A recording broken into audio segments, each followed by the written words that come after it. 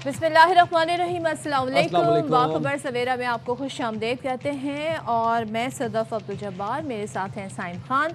आज हम बात करने जाएंगे, आगाज़ करेंगे सबसे पहले अमरीकी सदर डोनाल्ड ट्रंप का जो दौरा अमरीका है उसके बड़े ज़बरदस्त मनाजिर सामने आ रहे हैं। अब से कुछ दौरा चीन, अमरीकी सदर दौरा चीन पर है तो वहाँ पर जी मनाजिर आ रहे हैं सामने ज़बरदस्त। चीनी हम मनसब शी जिनपिंग से उनकी मुलाकात हुई है। अभी कुछ देर पहले हमने देखा था कि वहाँ पर बाकायदा तौर पर ये मीडिया टॉक भी नज़र आई। चीन के साथ कहते हैं डोनाल्ड ट्रंप साहब बेहतरीन ताल्लुकात चाहते हैं, मुआहदे की तरफ हैं और चीन के साथ मिलकर हमने कई मसाइल हल कर लिए हैं। तो ये इम्पॉर्टेंट इट्सेल्फ बड़ा इम्पॉर्टेंट स्टेटमेंट इन्होंने दिया है, क्योंकि जो ज़ाहिर है तमाम तर इस खत्ते में जिस सूरत हाल एक बनी हुई है वो ईरान अमरीका तनाज़े के बाद, बल्कि जंग के बाद, तनाज़ा कहना तो इससे गलत होगा, और आबनाए हुर्मुज़ के बंद होने से, मईशत के हिट होने से, ग्लोबली जो ऑयल प्राइस हैं, जो ऑयल मार्केट है उसके ऊपर जो तबाहकुन असरात हुए इस जंग के। तो अगर डोनाल्ड ट्रंप साहब बैठ कर चाइना से बात कह रहे हैं कि चीन के साथ मिलकर कई मसाइल हल करें, आई वाज जस्ट वेटिंग कि चीनी सदर इस हवाले से इजहार ख्याल करते तो हमें आइडिया होता कि क्या वाक़यतन मुआहदे पर मामला गया है कि नहीं। ये आप अगर ज़रा मनाजिर देखें अपनी टीवी स्क्रीन्स पर, कितने अच्छे बच्चे बन के, कितने शरीफ बच्चे बन के बैठे हुए हैं। और बल्कि डोनाल्ड ट्रंप ने कल ये बात एक्सेप्ट भी की कि China is a super power.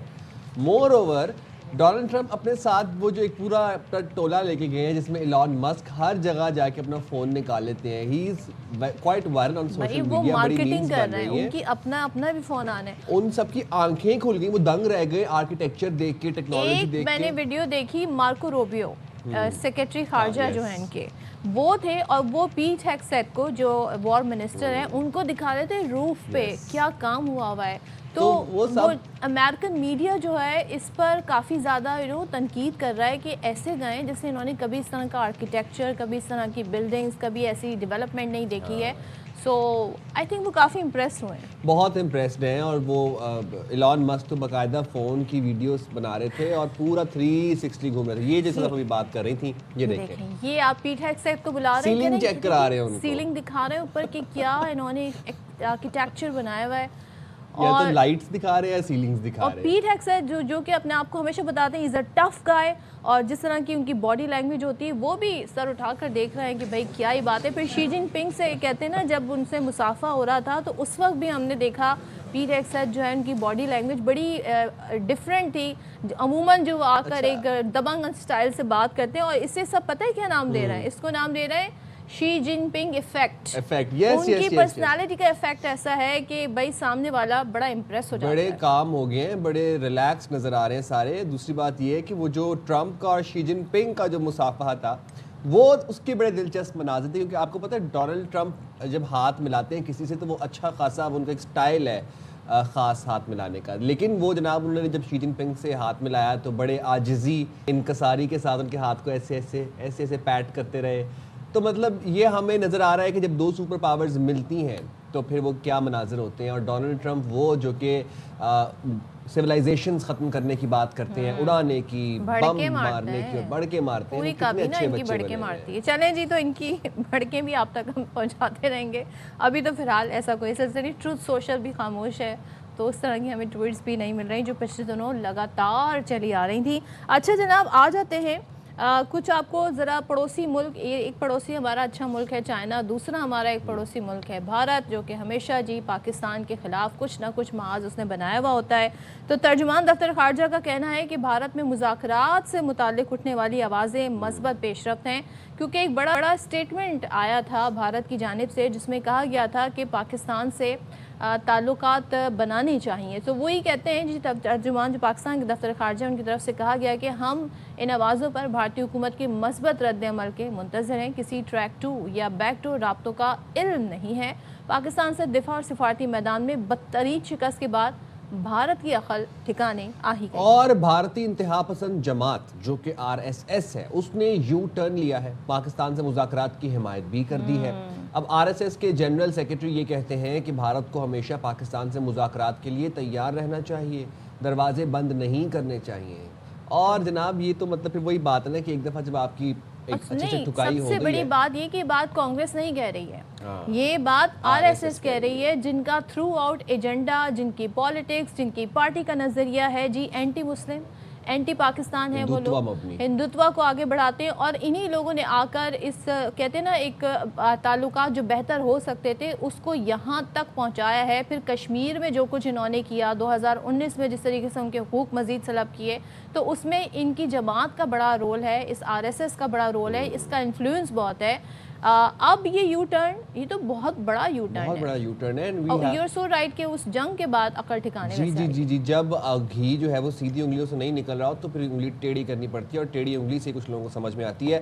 بات کر لیں گے اسی حوالے سے ماہر قومی سلامتی امور سید محمد علی صاحب ہمارے ساتھ موجود ہیں۔ Thank you very much Syed Muhammad Ali sahab, آپ نے پروگرام کے لیے وقت نکالا۔ RSS کی جانب سے یہ بیان آنا کہ مذاکرات کے دروازے کبھی بند نہیں ہونے چاہیے، پاکستان کے ساتھ مذاکرات کے لیے انڈیا کو ہمیشہ ریڈی رہنا چاہیے، اور وہ RSS جو کہ ہندوتوا اور مودی کی BJP کی فاشسٹ پالیسیز کے اوپر چل رہا ہے، اور مسلمانوں کے اوپر اسلاموفوبیا پر مبنی ہیٹ پھیلا رہا ہے، ڈیوائڈ پھیلا رہا ہے، کشمیریوں کے ساتھ کیا کر رہا ہے، اور جو ایتھنیسٹیز ہیں بھارت میں کرسچنز ہو گئے ان کے ساتھ کیا کر رہا ہے، یہ تو بہت بڑا بیان ہے۔ یہ یو ٹرن کیوں، کیسے آئی یہ ٹرانزیشن؟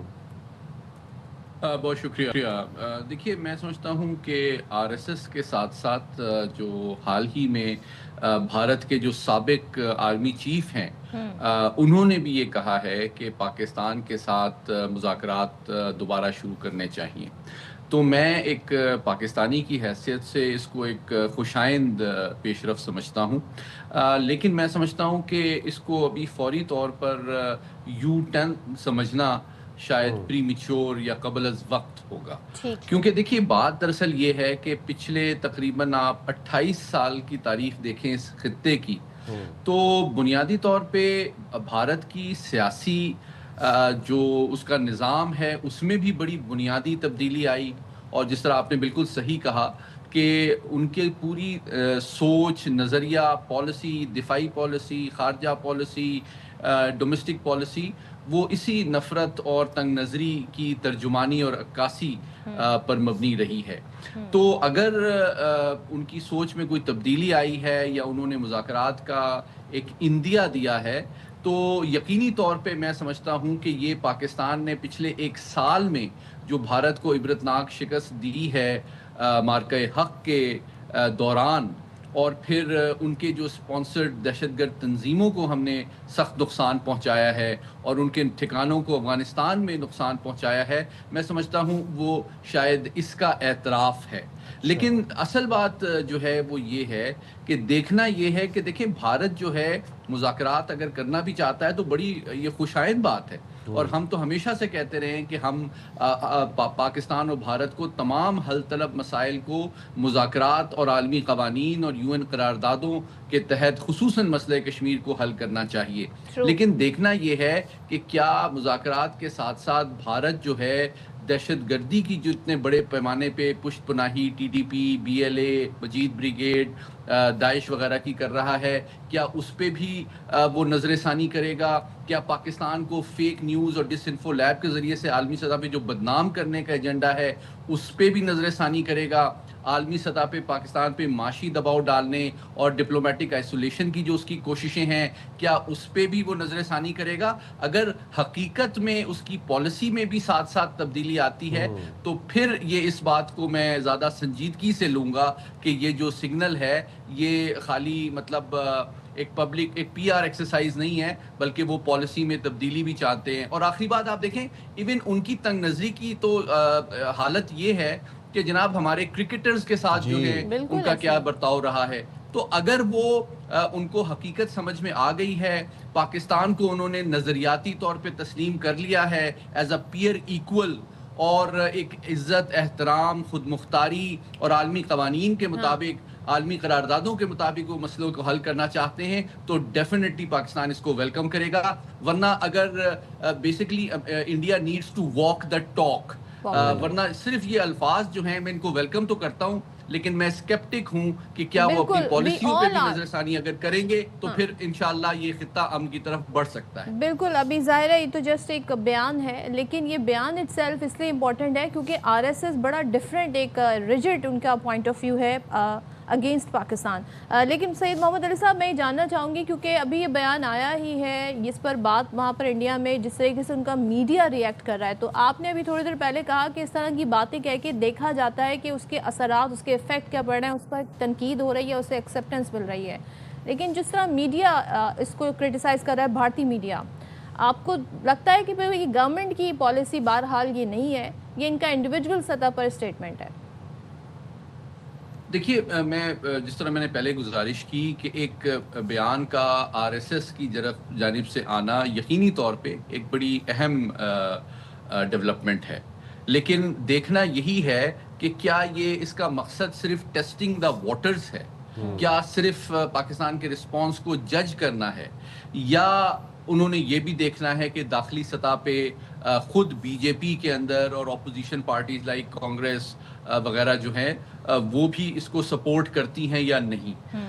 ورنہ اگر دیکھیں, اس وقت ایک اور معاملہ یہ ہے کہ اس وقت مودی سرکار اور بی جے پی جو ہے وہ بہت سے معاشی اور سیاسی چیلنجز کا بھی ان کو سامنا ہے. تو کیا وہ اس وقت سیاسی طور پہ اتنی ہمت, حوصلہ, دانش مندی کا مظاہرہ کر سکتے ہیں کہ پاکستان کی جانب اٹل بہاری واجپئی نے جس طرح 2004 میں اسلام آباد کا دورہ کیا تھا اور ایک کمپوزٹ ڈائلاگ کا دور شروع ہوا تھا صدر مشرف کے طور پہ, تو کیا وہ باضابطہ طور پہ اس وقت مودی صاحب جو ہیں وہ اس سوچ کو پالیسی لیول پہ امپلیمنٹ کرنے, تمام پاکستان مخالف پالیسیوں پہ نظر ثانی کرنے اور امن و ترقی کی جانب سفر کا فیصلہ کر چکے ہیں؟ اور اگر وہ کر سکتے ہیں اور کر چکے ہیں تو خوشائند بات ہے, ورنہ صرف ایک بیان دینا اور پالیسیوں پہ حقیقت پسندانہ انداز میں اگر نظر ثانی نہیں ہوتی تو میں سمجھتا ہوں کہ یہ صرف محض الفاظ ہی ہیں. اور دوسرا سید محمد علی صاحب, یہ جو اب ایران اور امریکہ جنگ تھی جو کہ امریکہ نے مسلط کی اسرائیل کے ساتھ مل کے ایران کے اوپر, اس کے بعد پوری دنیا میں تھوڑی بہت سینس تو پریویل کی ہے اس چیز کے اوپر کہ جنگیں آسان نہیں ہیں. وار از ناٹ دی سولوشن. جنگیں اموات لے کے آتی ہیں, تباہی لے کے آتی ہیں, اور خاص طور پر جب دو نیوکلیئر اسٹیٹس کی ہم بات کر رہے ہوں, پاکستان اور انڈیا کی بات کر رہے ہوں, کیا آپ کو لگتا ہے کہ یہ بھی ایک کیٹلسٹ تھا اس بیان کے پیچھے؟ کیونکہ ہماری جانب سے ترجمان دفتر خارجہ طاہر حسین اندرابی صاحب نے ویلکم کیا اس بیان کو. انہوں نے کہا ہے کہ بھارت میں مذاکرات سے متعلق جو اٹھنے والی آوازیں ہیں وہ مثبت پیش رفت ہیں اور ہم ان آوازوں پر بھارتی حکومت کے مثبت رد عمل کے منتظر ہیں. ابھی بھارتی حکومت کا اگر کوئی مثبت رد عمل آئے گا تو ہم اس کو بھی ویلکم کریں گے. دیکھیے, میں سمجھتا ہوں کہ میں آپ سے متفق ہوں. اندرابی صاحب نے بالکل ٹھیک کہا ہے, پاکستان ہمیشہ سے عالمی اور علاقائی امن اور سلامتی کا علمبردار رہا ہے. عالمی قوانین کے مطابق, عالمی قراردادوں کے مطابق تمام مسائل جو ہیں خصوصاً مسئلہ کشمیر کو ہم حل کرنا چاہتے ہیں. ہماری تو ڈیمانڈ ہی یہی رہی ہے. وہ تو بھارت ہے جو کہ مذاکرات سے پہلو تہی کرتا رہا ہے. لیکن میں آپ سے اس بات سے متفق ہوں کہ بنیادی طور پہ میں سمجھتا ہوں اس کے پیچھے جو محرک کار فرما ہے وہ 3 میجر اسٹریٹجک بلنڈرز اور مس کیلکولیشن ہیں بھارت کی, جس کا میں سمجھتا ہوں ان کو اب اعتراف اور احساس ہو رہا ہے. ایک تو پاکستان کو انڈر اسٹیمیٹ کرنا اور پاکستان کے خلاف فیک فالس فلیگ آپریشن کے بعد جارحیت کرنا لاسٹ ایئر, جس کا ان کو عبرتناک جواب ملا.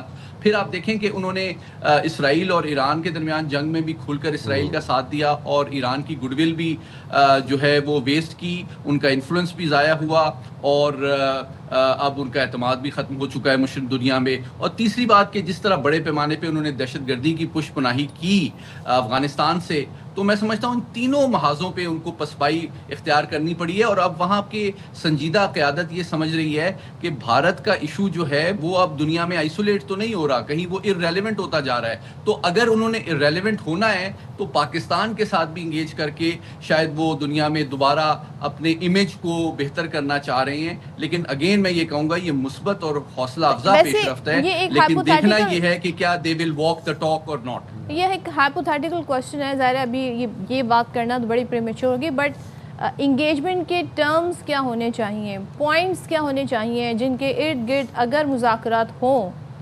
پاکستان کی طرف سے کیا ایجنڈا ہونا چاہیے؟ دیکھیے, جو دونوں ممالک کے درمیان باضابطہ طور پہ جتنے حل طلب مسائل ہیں, چاہے وہ مسئلہ کشمیر ہو, پانی کا مسئلہ ہو, اور سر کریک کا مسئلہ ہو, سیاچین کا مسئلہ ہو, جو ڈیمز وہ بنا رہا ہے, ان تمام مسائل کے لیے ایک کمپوزٹ ڈائلاگ کا فریم ورک موجود ہے. اور میں توقع یہ کرتا ہوں کہ اسی کو ریوائیو کرنا یوزفل ثابت ہو سکتا ہے ایز لانگ ایز کہ وہ کنسسٹنٹلی چلے، اس میں ایک ذمہ داری، دانشمندی اور فلیکسیبلٹی کا بھارت مظاہرہ کرے، تو کوئی وجہ نہیں کہ یہ تمام مسئلے جو ہے سفارتکاری کے ذریعے، ذمہ داری کے ذریعے سے حل نہ ہو سکیں۔ Rightly said thank you very much Syed Muhammad Ali sahab, آپ نے پروگرام کے لیے وقت آلا۔ تو جناب یہی تو تھی انٹرنیشنل کچھ صورتحال جو کہ ہم آپ کے ڈسکس کر رہے تھے، but since we talking about Pakistan, تو پاکستان میں انٹرنلی اب کیا چل رہا ہے؟ 28ویں آئینی ترمیم کی بازگشت ہے، کل ہم نے آپ کو اس کے حوالے سے ایک ذرا کچھ سٹوریز ہی بتائی تھیں۔ اب کل بڑی مکسڈ خبریں تھیں، کیونکہ کل تک نو بڈی واز شیور کہ بھائی 28ویں آئینی ترمیم، کیونکہ اس سے پہلے میں دانیال چودھری صاحب جو ہیں پاکستان مسلم لیگ نون کے، ان کا بیان دیکھ رہی تھی، انہوں نے کہا بہت سارے ایشوز ہیں جو حل طلب ہیں، بٹ ابھی ایسی کوئی اتنی جلدی نہیں ہے، لیکن ہمیں بڑی متحرک معاملات نظر آ رہے ہیں، خاص طور پہ جب ہم بات کریں وزیر اعظم شہباز شریف نے، آپ کو یاد ہوگا غالباً 2 دن پہلے کی بات ہے، صدر آصف علی زرداری سے ملاقات بھی کی تھی۔ اس کے بعد ہم یہ دیکھ رہے ہیں یہ ترمیم کے حوالے سے ظاہر ارد گرد سے آوازیں آنا شروع ہو گئیں، ان خبروں نے پھر زور پکڑا، اور اگر ہم مجوزہ آئینی ترمیم اور بعض قوانین کے حوالے سے سنیں تو کہا جا رہا ہے کہ ان میں تبدیلیوں کی ضرورت ہے۔ اب 3 سے 4 مسودے، میں نہیں کہہ رہی، یہ ذرائع سے بات آ رہی ہے کہ 3 سے 4 مسودے تیار کیے گئے ہیں، اور سب سے اہم مسئلہ جو اس میں ڈسکس ہوگا وہ NFC ایوارڈ کے ساتھ ساتھ نہروں کا معاملہ بھی ہے، اور یہ جو 2 اہم ایشو ہیں یہ بڑے کور ایشو ہیں۔ اگر بات کی جائے پیپلز پارٹی کے حوالے سے، اور پیپلز پارٹی ایک بڑی اتحادی ہے جن کی سپورٹ سے، اتحادی کابینہ میں نہیں لیکن حکومت ان کی سپورٹ سے بنی ہوئی ہے، تو پیپلز پارٹی سے کو منانا آئی تھنک اس میں ایک بڑا کام ایک اور بھی اس کے اندر جناب ایک ایشو کہہ لیں، ایک اور بھی امپورٹنٹ چیز ہے جو کہ پیپلز پارٹی کے لیے بڑی امپورٹنٹ ہے، وہ ہے بے نظیر انکم سپورٹ پروگرام۔ اب BISP صوبوں کے حوالے کرنے کی تجویز بھی ہے 28ویں آئینی ترمیم میں۔ بلاول بھٹو صاحب یہ کہتے ہیں کہ 28ویں ترمیم سے متعلق ابھی کوئی بات نہیں کی گئی، لیکن کل کا کچھ علم نہیں، اور پیپلز پارٹی کی حمایت کے بغیر آئینی ترمیم یا بجٹ پاس کرنا ممکن نہیں ہے۔ 26ویں ترمیم اور 27ویں آئینی ترمیم میں صوبوں کے حقوق کا تحفظ کیا۔ چیئرمین PTI بیرسٹر گوہر صاحب یہ کہتے ہیں کہ NFC ایوارڈ کو نہ چھیڑا جائے، اس سے صوبے متاثر ہوں گے۔ تو آپ کو سن لیتے ہیں بلاول صاحب کیا کہہ رہے ہیں، گوہر صاحب کیا کہہ رہے ہیں۔ آئینی ترمیم لے کر کی بات ہے، نہ انفارملی نہ فارملی پاکستان پیپلز پارٹی سے کوئی بات نہیں ہے، چاہے وہ آئینی ترمیم ہو، چاہے وہ بجٹ ہو، میرے اجازت کے بغیر، میرے ووٹ کے بغیر وہ ناممکن ہے۔ بجٹ کے سلسلے میں پاکستان پیپلز پارٹی کی سینئر کمیٹی جس پہ راجہ پرویز اشرف صاحب، طریق قمر صاحب، شہری جمال صاحبہ، علی مانوی والا صاحب، پارٹی کا موقف ہے وہ حکومت کے سامنے رکھیں گے۔ 26ویں ترمیم اور 27ویں ترمیم پہلے سے متنازع ہیں، اب اگر ایسی لیجسلیشن کی جائے جو متنازع ہوگی، اس وقت ملک متحمل نہیں ہو سکتا۔ آپ کبھی بھی آئینی ترامیم نہیں کرتے جب تک آپ کے ساتھ سارے پارٹی آن بورڈ نہ ہو۔ تحریک انصاف کا موقف وہی ہوگا جو پبلک کا موقف ہے، اور ہم موقف یہی ہے کہ مزید آپ آئینی ترامیم نہ کریں۔ 28ویں ترمیم میں جس طریقے سے NFC کو اگر آپ چینج کریں گے، پہلے صوبے بڑے افیکٹ ہو چکے ہیں۔ آئی ایم ویری سرپرائز کہ PTI ادھر ہم آواز نظر آ رہی ہے پیپلز پارٹی کے NFC کے معاملے پر، بٹ یہ کل ہم نے کچھ جو مناظر دیکھے، کل بلاول صاحب کو کافی غصے میں لگ رہے تھے، ہمیں کسی بات پہ نالاں تھے شاید، ان کی ذرا انہوں نے ڈانٹ بھی دیا شازیہ مری صاحبہ کو، کیونکہ انہوں نے بیچ میں انٹرپٹ کر دیا تھا۔ شازیہ مری صاحبہ نے انہیں انٹرپٹ کیا، لیکن پھر بلاول صاحب نے انہیں روکا، پھر شازیہ مری صاحبہ نے اپولوجائز بھی کیا، بٹ بلاول صاحب کافی غصے میں نظر آ رہے تھے۔ اب لوگ، آپ کو تو پتہ ہے سوشل میڈیا کا دور ہے، تو کافی گردش کر رہی ہے وہ ویڈیو، بہت اس کو وائرل کیا ہوا ہے، لوگوں نے اپنے اپنے کامنٹس کا بھی اظہار کر رہے ہیں۔ چلیں جی، تو ہم آگے بڑھتے ہیں، بات کرتے ہیں، ذرا حکومت کا موقف جان لیتے ہیں۔ سینیٹر عفنان اللہ ہمارے ساتھ موجود ہیں، thank you so much Afnan time دینے کے لیے۔ 27ویں ترمیم کی کہتے ہیں نا، ابھی لوگ اس کو پروسیس نہیں کر پا رہے، میں پولیٹیشنز کی بات کر رہی ہوں، اس کو پروسیس نہیں کر پا رہے ہیں، اس پر ابھی تک بہت سے ہلکے اس حوالے سے تنقید بھی کر رہے ہیں، ظاہر ہے لے کے جس طریقے سے وہ معاملات طے ہوئے تھے۔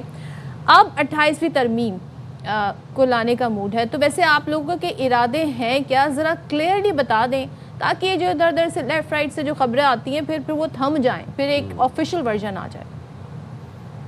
جی بسم اللہ الرحمن الرحیم۔ دیکھیں کہ کچھ ایسے معاملات ہیں جن کے اوپر حکومت میں یہ سوچ پائی جاتی ہے کہ ان چیزوں کو تبدیل کیا جائے، جس کے اندر NFC ایوارڈ سے متعلق کچھ معاملات ہیں، اس کے اندر جو ہے وہ صوبوں سے جو اختیارات ہیں ان کی مزید ڈیلیگیشن لوکل باڈی سے لیول پہ ہے، اس کی بات، اور مختلف جو ہے وہ معاملات ہیں جن کے اوپر بات چیت چل رہی ہے، لیکن ابھی کوئی حتمی معاملہ نہیں ہوا. ابھی یہ ایک انیشل فیزز میں ہے، اور جب تک اس کے اوپر تمام پارلیمانی لیڈر اور بڑی پارٹیاں ایگری نہیں کر جاتی اس وقت تک جو ہے اس کو یہ آپ سمجھ لیں ڈرافٹ فارم میں معاملہ. افنان صاحب، بلاول بھٹو بھی کہتے ہیں کہ 28ویں آئینی ترمیم کے لیے حکومت نے ابھی تک کوئی بات نہیں کی، اور پیپلز پارٹی کے بغیر یہ جو ترمیم ہے 28ویں آئینی ترمیم یہ منظور بھی نہیں ہو سکتی. کیا پیپلز پارٹی کے ساتھ پسے پردہ بیک ڈور کوئی بات چیت، کوئی مذاکرات کیے جا رہے ہیں؟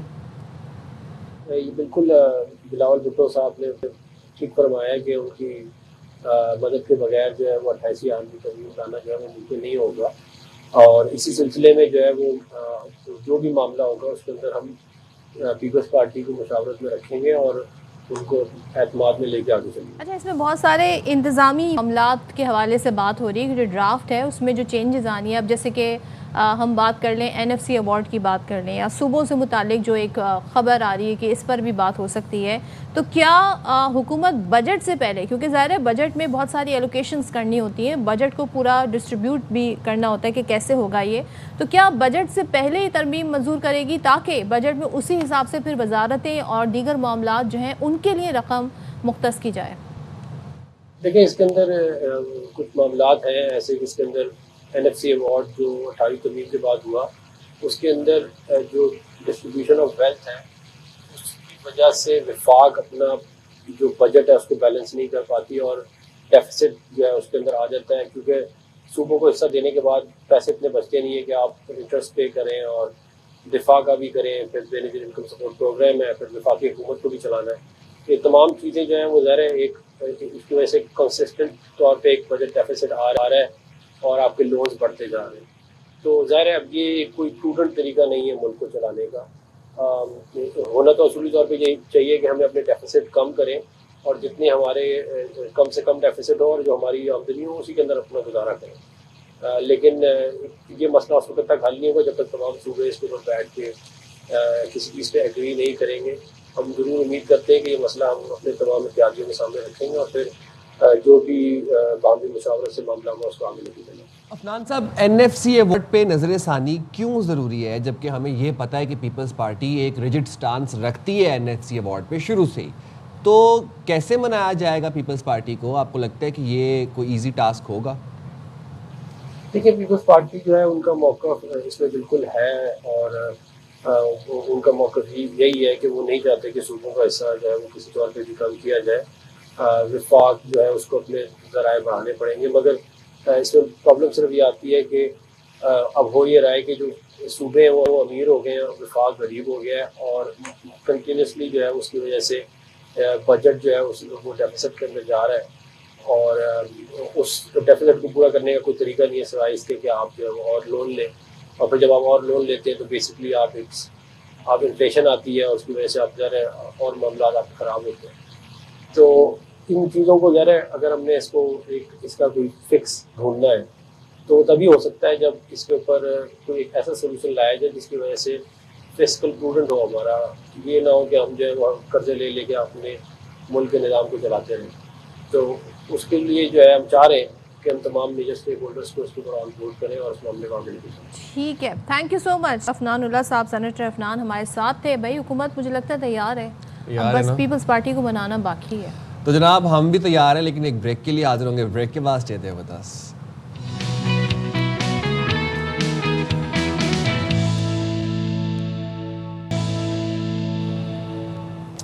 Welcome back to Bakhabar Savera جناب. اور بات پھر وہیں پہ آ جائے گی جہاں سے ہم نے شروع کی تھی، ڈونلڈ ٹرمپ پہ. ٹرمپ جو ہے وہ خبروں کی زینت بنے رہتے ہیں، سوشل میڈیا کی زینت بھی بنے رہتے ہیں. اب وہ چائنا میں موجود ہیں، ان کا دورہ چائنا چل رہا ہے، ساتھ اپنے وہ پورا ایک CEOs کا اسکواڈ لے کے گئے ہیں جو کہ چائنا جا کے دنگ ہی رہ گئے ہیں. کبھی وہ آسمان کی طرف دیکھ رہے ہوتے ہیں، کبھی وہ ویڈیوز بنا رہے ہوتے ہیں، حیران پریشان ہیں وہ سارے کے سارے، حالانکہ CEOs ہیں وہ.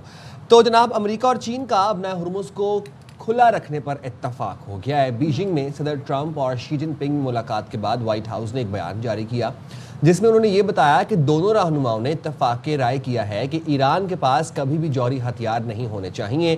یہ تو پوری دنیا کہتی ہے کہ جوہری ہتھیار کسی کے پاس بھی نہیں ہونے چاہیے. صدر شی جن پنگ نے مزید امریکی تیل خریدنے میں دلچسپی ظاہر کی ہے اور امریکی وزیر خارجہ مارکو روبیو یہ کہتے ہیں کہ امریکہ چاہتا ہے خلیج کے معاملے پر موقف بدلنے کے لیے چین ایران پر دباؤ ڈالے. اچھا، تو چین جا کر ڈونلڈ ٹرمپ نے ایک اور بات کہہ دی، انہوں نے چائنا کو بھی ایک بڑی پاور مان لیا ہے اور اس تاریخی دورے پر ڈونلڈ ٹرمپ کہتے ہیں طاقتور ملک متحد ہوتے ہیں تو دنیا خاص رخ اختیار کر لیتی ہے.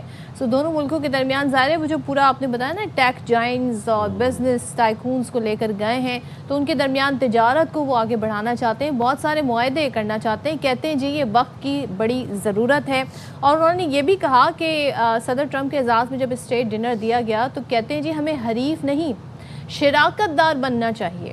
تو یہ بڑی اسٹیٹمنٹ ہے. بھائی چائنا تو ہمیشہ سے اچھی ایسی پالیسی رکھتا ہے کہ بھائی کسی کے ساتھ کنفرنٹ نہیں کرنا ہے، لیکن ٹیرف کا معاملہ تو ڈونلڈ ٹرمپ صاحب بھی لے کر آئے تو سب سے زیادہ ٹیرف انہوں نے چائنا پر لگائے تھے. لیکن جب بات کہتے ہیں نا اس طرح نہیں بنی تو اب انہوں نے دوستی کا ایک طریقے سے چائنا کی طرف ہاتھ بڑھا دیا ہے. بدلے بدلے لگتے ہیں مزاج جناب کے، تو بہت ہی بدلے بدلے لگتے ہیں. یہ میں تو سوچتا ہوں کہ پروسیس ہی نہیں کر پا رہا نا میں کہ وہ پچھلے سال والے ٹرمپ ہی ہیں جنہوں نے وہ بے بہا ٹیرف لگائے تھے آتے ساتھ چائنا کے اوپر 40-50% اور اپنے سارے ٹیک جائنٹس کو کہتے تھے کہ اٹھائیں چائنا سارے اپنے آپریشنز آپ امریکہ میں شفٹ کریں. یہ وہی ٹرمپ ہیں. چلیں تو ہم اس پر بات کر لیتے ہیں. سابق سیکرٹری خارجہ جوہر سلیم صاحب ہمارے ساتھ موجود ہیں. تھینک یو سو مچ جوہر صاحب.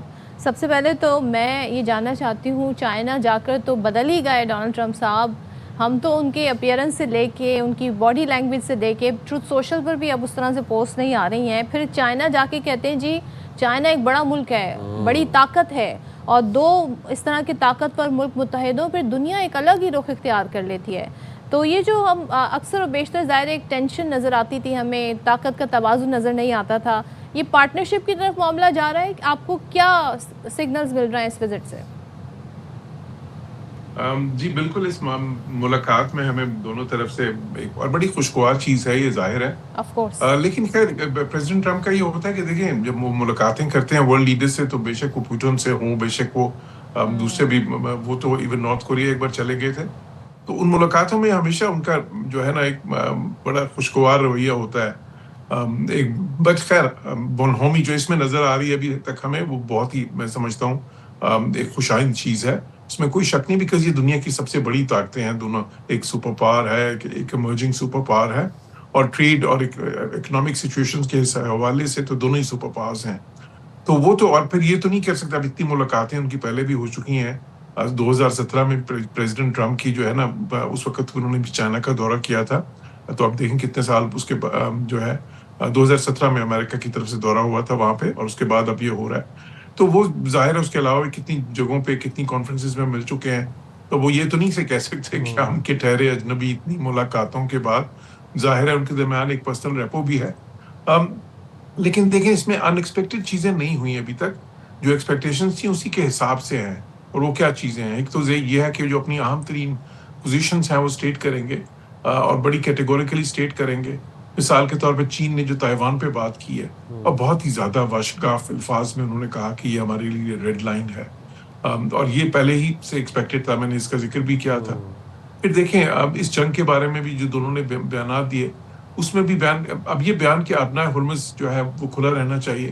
ظاہر ہے کہ یہ تو ایک اصولی بات ہے نا، پوری دنیا کا اس پہ اتفاق ہے کہ ابنائے ہرمز کھلا رہنا چاہیے. چین کو تو ضرورت بھی ہے اس کی، کیونکہ وہ تو دنیا کا سب سے بڑا کموڈیٹیز کا امپورٹر ہے، تو اور گلف سے بہت زیادہ ان کا تیل اور بہت ساری اور بھی وہاں سے کموڈیٹیز آتی ہیں، تو اس میں تو کوئی شک ہی نہیں. لیکن یہ بھی بات ہے کہ چین کبھی بھی، جو میں نے جس طرح کہا تھا کہ ڈپلومیسی وہ میڈیا کے ذریعے نہیں کرتے، تو اس پہ جو اصل بات چیت ہوئی ہوگی ایران کے اوپر ان کی، جس میں کہ زور دیا، ظاہر ہے کہ امریکہ نے زور دیا ہوگا کہ جی آپ اپنا رول پلے کریں، اور چین کی جو ایک بڑی، میں جس کو کہوں گا ایک بہت ہی ایمنس لیوریج ہے ایران پہ، جو مقابلتاً کسی بھی دنیا کے اور ملک سے زیادہ، تو اس کو چین استعمال بھی شاید کرے گا، لیکن ڈسکریٹلی کریں گے. وہ اس میں بھی وہ ایران پہ کوئی اس طرح کا پریشر نہیں ڈالیں گے. لیکن ابنائے ہرمز کا البتہ وہ چاہیں گے کہ بالکل ان بلاک ہو، کیونکہ وہ ان کے بھی مفاد میں ہے. باقی کی جو چیزیں ڈسکس ہوئی دیکھیں اس میں ٹریڈ، ٹیکنالوجی ایکسیس، پھر تائیوان کے معاملات ظاہر ہے، پھر ساؤتھ چائنا سی کے معاملات، پھر اس کے علاوہ جو اتنا بڑا ڈیلیگیشن پریزیڈنٹ ٹرمپ لے کے آئے تو وہ چاہتے تھے کہ وہ ایک جو ہے نا بورڈ آف انویسٹمنٹ بنے, ایک بورڈ آف ٹریڈ بنے, جو ہے انویسٹمنٹ کے جو ہے نا کمٹمنٹس ہوں چین کی طرف سے, ساتھ ہی ساتھ ٹریڈ کو بیلنس کرنے کی کمٹمنٹس ہوں. تو اس پہ لگتا ہے کہ دونوں سائڈز میں اچھی بات چیت ہوئی ہے. اب دیکھیں اس میں تو کوئی شک نہیں ہے, کمپیٹیٹرز تو ہیں اور کمپیٹیٹرز رہیں گے, لیکن یہ جو کمپٹیشن ہے ایک ہیلتھی کمپٹیشن ہو تو وہ ساری دنیا کے یہی میرا آپ سے اگلا سوال ہے جوہر صاحب کہ یہ جو کمپٹیشن ہے یہ اگر ہیلتھی کمپٹیشن میں بدلتا ہوا ہمیں نظر آ رہا ہے, بڑی اچھی اور ایک اسموتھ ٹرانزیشن ہے جو کہ خوش آئند ہے, ایک پازیٹیو سگنلنگ ہے. آپ نے کہا کہ کچھ آؤٹ آف دا باکس کوئی اعلانات یا کوئی معاہدے نہیں, وہی باتیں ٹریڈ کے حوالے سے بات ہوئی, پھر آپ نے ہرموز کے حوالے سے بات ہوئی, اینڈ دین اگین جوہری ہتھیار کے اوپر بات ہوئی کہ وہ تو ایک without it goes without saying نا کہ جوہری ہتھیار کسی ملک کے پاس نہیں ہونا چاہیے, بالکل کہ آپ نے ہرموز کھلوانا چاہیے, اصولی موقف تھا. بٹ چین اور امریکہ اگر ایک پیج پر آتے ہیں ان فیوچر, یہ پاکستان کے لیے کتنا خوش آئند ہے, اس پہ ذرا روشنی ڈالیے گا. بالکل جی, اگر زیادہ ان کے آپس میں جو ایک کمپٹیشن ہیلتھی کمپٹیشن میں بدلتا ہے. اچھا اور دیکھیں یہ آپٹکس ہوتے ہیں, ایسی جو سمٹس ہوتی ہیں اس میں, اور سم ٹائمز یہ بھی بہت اہم ہوتا ہے کہ not to read too much into those optics. پھر بعد میں آپ کو دیکھنا پڑتا ہے کہ کون سے ایکشنز ہیں جنہوں نے فالو کیا ہے. You know walk the talk والی بات آ جاتی ہے نا, دونوں سائڈز وہ کتنا زیادہ واک دا ٹاک کریں گی.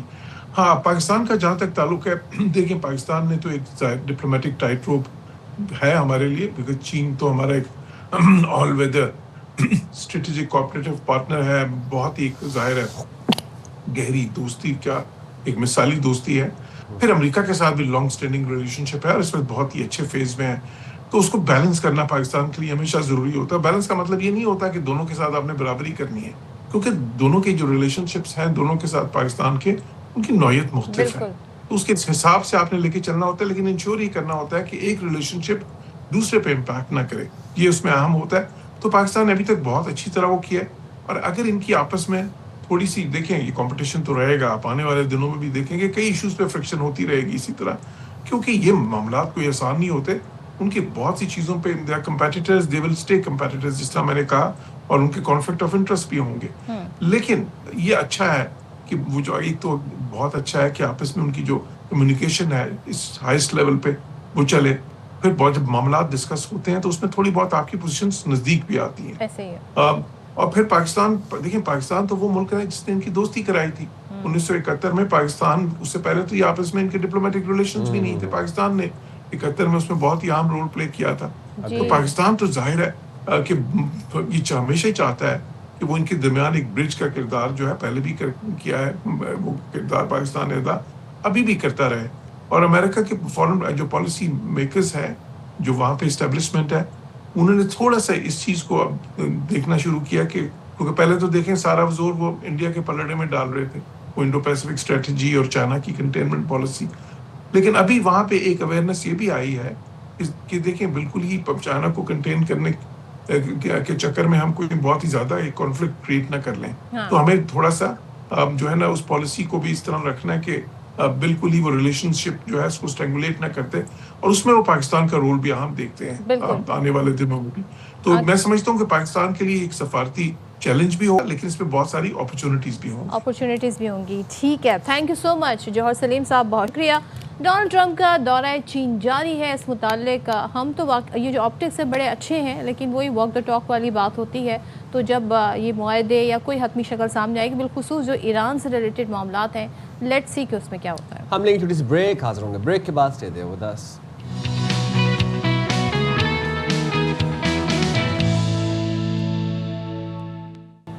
Welcome back once again. Karachi میں پچھلے دنوں ایک بڑی گرفتاری ہوئی اور وہ منظر بھی بڑے حیران کن تھے. خاتون کی بات ہو رہی ہے, انمول عرف پنکی کی, اور جو ہم نے ان کو جس طریقے سے واک کرتے ہوئے دیکھا عدالت میں جاتے ہوئے, ایسا لگ رہا تھا پیچھے پولیس ہے, آگے وہ جا رہی ہیں, ان کو لگ رہا تھا پروٹوکول دیا جا رہا ہے. اب انکشافات نئے سامنے آ رہے ہیں اس کیس کے حوالے سے. تو ڈسٹرکٹ ساؤتھ کے اعلیٰ پولیس آفیسر نے ماضی میں درج مقدمات میں مبینہ طور پر پنکی کی مدد کی. اب آپ اس سے اندازہ لگا لیں, جو بیچ میں نام بھی آ رہے تھے, اور وزیر داخلہ سندھ ضیاء النجار صاحب بھی کہہ رہے تھے کہ جو انوالو ہوگا, چاہے وہ اس کا تعلق پولیس سے ہو, اس کے اوپر ہاتھ ڈالا جائے گا۔ اچھا، ڈسٹرکٹ ساؤتھ پولیس نے کمزور تفتیش اور ناقص کیسز تیار کیا۔ اب سب یہ سوچتے ہیں کہ پہلے سے اس خاتون پر آلریڈی 10 FIR تھی، تو ہو یہ رہا تھا کہ وہ جو کیس بنائے جا رہے تھے وہ اتنے ناقص اور کمزور کیس بنائے جا رہے تھے کہ جب تک وہ عدالت جاتے تو ان کا کوئی ایسا نتیجہ نہیں نکلتا اور خاتون کو بیل ہو جاتی، تو جس کے باعث پنکی کو 9 مقدمات میں عدالت سے بریت ملی۔ اور ماضی میں پنکی کے رائڈرز بھی گرفتار ہوئے، لیکن کمزور کیسز ان پر بھی بنائے گئے اور وہ رائڈرز بھی رہا ہوتے گئے، اور اسی طریقے سے پنکی جو ہے وہ ہر بار بچتی رہی۔ اچھا، اب آپ پنکی کی آپ الرٹنس چیک کریں کہ پنکی نے گرفتاری سے قبل اپنے ہاتھوں پر تیزاب ڈال کے اپنے دونوں ہاتھوں کے فنگر پرنٹس مٹا دیے تھے، تاکہ کسی قسم کا، آپ کو پتہ ہے کہ پولیس ریکارڈ کے لیے فنگر پرنٹس بڑے امپورٹنٹ ہوتے ہیں، بائیو میٹرک کے لیے یا شناخت کے لیے یا فورینزک کے لیے بڑے امپورٹنٹ، اس نے پہلے تیزاب ڈال کے اپنے فنگر پرنٹس مٹا دیے تھے۔ پنکی کی پیشی میں جلد بازی کے معاملے پر ساؤتھ زون کے ایک اعلیٰ پولیس افسر کا نام بھی سامنے آیا ہے۔ ANF کے اب ذرا بات کر لیتے ہیں۔ ANF انسپیکٹر احسان نے کوکین کوئن جو کہ پنکی ہے، اس کے بھائی ناصر کو کئی بار حراست میں لیا، لیکن مبینہ طور پر رشوت لے کر چھوڑ دیا۔ ملزمہ کے مطابق ANF اہلکاروں کو تقریباً 1 کروڑ 5 لاکھ روپے تک رشوت دے چکی ہوں۔ ملزمہ نے بتایا کہ سابق شوہر رانا ناصر کے بھائی رانا منصور ایڈوکیٹ اور رانا شہروز عرف سلطان کراچی میں منشیات کے کاروبار سے وابستہ ہیں، اور رانا ناصر منشیات وکلا کے دفاتر اور چیمبرز میں رکھتا تھا۔ یہ بات کریے اپنے فرسٹ شوہر کی، جس نے مبینہ طور پر جو اس کو اس فیلڈ میں لے کے آیا تھا اور جو کہ کوکین کا کام کرتا تھا، اور بھائی بھی، پوری فیملی بھی آپ دیکھیں کہ اس میں ملوث ہے۔ اچھا، ملزمہ نے یہ بھی انکشاف کیا کہ درخشاں، گزری، بورڈ بیسن تھانوں میں لاکھوں روپے رشوت دی جاتی رہی ہے۔ سو یہ رشوت دی جاتی رہی اور اس کے بعد ہم نے دیکھا کہ یہ اپنے کیسز سے بری ہوتی گئی۔ تو مزید کیا انکشافات ہیں اور اس بار کیسا کیس بنایا گیا ہے، اس پر بھی سوال اٹھتے ہیں۔ پھر نذیر شاہ نمائندہ خصوصی ہمارے ساتھ، ان سے بات کرتے ہیں۔ نذیر، ذرا بتائیے گا، اب تو بہت سارے انکشافات آئے، ساؤتھ ڈسٹرکٹ پولیس جو ہے اس کے اوپر بڑے سوال اٹھ رہے ہیں، تو یہ تحقیقات کے دائرے میں آئیں گے پھر؟ دیکھیں صدف، جو تحقیقات کا عمل ہے وہ تو جاری ہے، اور یہ جس سطح پر اس پورے کیس کو مانیٹر کیا جا رہا ہے، تو کوئی بھی شخص جو اس میں ملوث ہوگا وہ بچ نہیں سکتا۔ جس نے غفلت کی ہوگی اس کے خلاف بھی کارروائی کی جائے گی، اور جو انکشافات اب 3 سے 4 دن کے بعد اس کے سامنے آ رہے ہیں، تو ہم نے پہلے ہی دن جب اسی باخبر سویرا میں جب اپنے ناظرین کو بتایا تھا، تو اس وقت چونکہ ہمارے پاس پیپر موجود نہیں تھا، لیکن ہم نے اسی احسان کے بارے میں بھی بتایا تھا، اور دیگر تمام چیزیں جو ہم نے پہلے دن ناظرین کو بتائی تھی، وہ اب تمام چیزیں ثبوتوں کی صورت میں سامنے آنا شروع ہو چکی ہیں۔ اس وقت اس کیس کی سب سے بڑی اپڈیٹ یہ ہے کہ ساؤتھ زون پولیس کی جانب سے جو پنکی سے تفتیش کا عمل جاری ہے، تو اس پر اہم پیش رفت سامنے آئی ہے۔ پنکی کی نشاندہی پر آج رات کو اب سے کچھ دیر قبل پہلے تک 2 مقامات پر چھاپے مارے گئے۔ پہلا چھاپا جمشید کوارٹر میں ایک گھر پر مارا گیا، وہاں سے کچھ نہیں ملا۔ دوسرا چھاپا جو پنکی کا ذاتی گھر ہے سچل کے علاقے میں ابوالحسن اسوانی روڈ پر، وہاں پر جب اس کے گھر پر پہنچے تو پولیس کا کہنا ہے کہ پنکی جب ان کو وہاں لے کر گئی تو کمپاؤنڈ میں اس نے آواز دے کر موبائل روکی اور اپنے فلیٹ تک خود لے کر گئی جہاں تالا لگا ہوا تھا، اور سپاہی نے ہتھوڑے کی مدد سے تالا توڑا، اور یہ جب اندر داخل ہوئے تو پنکی کے باتھ روم سے 68 لاکھ مالیت کی کوکین برآمد ہوئی ہے، جو 3 تھیلیوں میں موجود تھی، جس کے مجموعی وزن جو ہے وہ 228 گرام بتایا جا رہا ہے۔ تو اگر اس میں دیکھا جائے تو یہ بڑی برآمدگی ہے، جس کے بعد پولیس کی جانب سے اس کے خلاف ایک اور مقدمہ درج کر لیا گیا ہے۔ ایسے پنکی کے خلاف درج ہونے والے مقدمات کی جو تعداد ہے اب جا کر وہ 18 ہو چکی ہے، کیونکہ 10 مقدمات اس کے کراچی میں پہلے درج تھے، 2 مقدمات گارڈن میں ہوئے تو 12 ہو گئے، 13واں بغدادی میں ہوا، 14واں مقدمہ اس کا ANF کلفٹن میں تھا، 15، 16، 17 یعنی کہ 3 مقدمات اس کے لاہور میں تھے، اور 18واں مقدمہ اب سے کچھ دیر قبل سچل تھانے میں 69C اور جو نارکوٹکس ایکٹ کی دفعات کے تحت درج ہوا ہے۔ اور جو مثل خان ہے اس کیس کا جو تفتیشی افسر ہے، ان کا یہی کہنا ہے کہ جیسے جیسے یہ بتاتی جا رہی ہے ویسے چھاپہ مار کارروائیاں بھی جاری ہیں۔ ذرا کہ اور یہ ٹوٹل کتنے پرچے 69C کے تھے اور 302 کا بھی پرچہ ہے اس کے اوپر، اور دوسری بات اب یہ انکشاف بھی ہوا ہے کہ کمزور پرچے، کمزور کیس بنایا جا رہا تھا تاکہ جلدی بیل مل جاتی پنکی کو۔ یہ کیا، اس کے کیا بیک گراؤنڈ ہے؟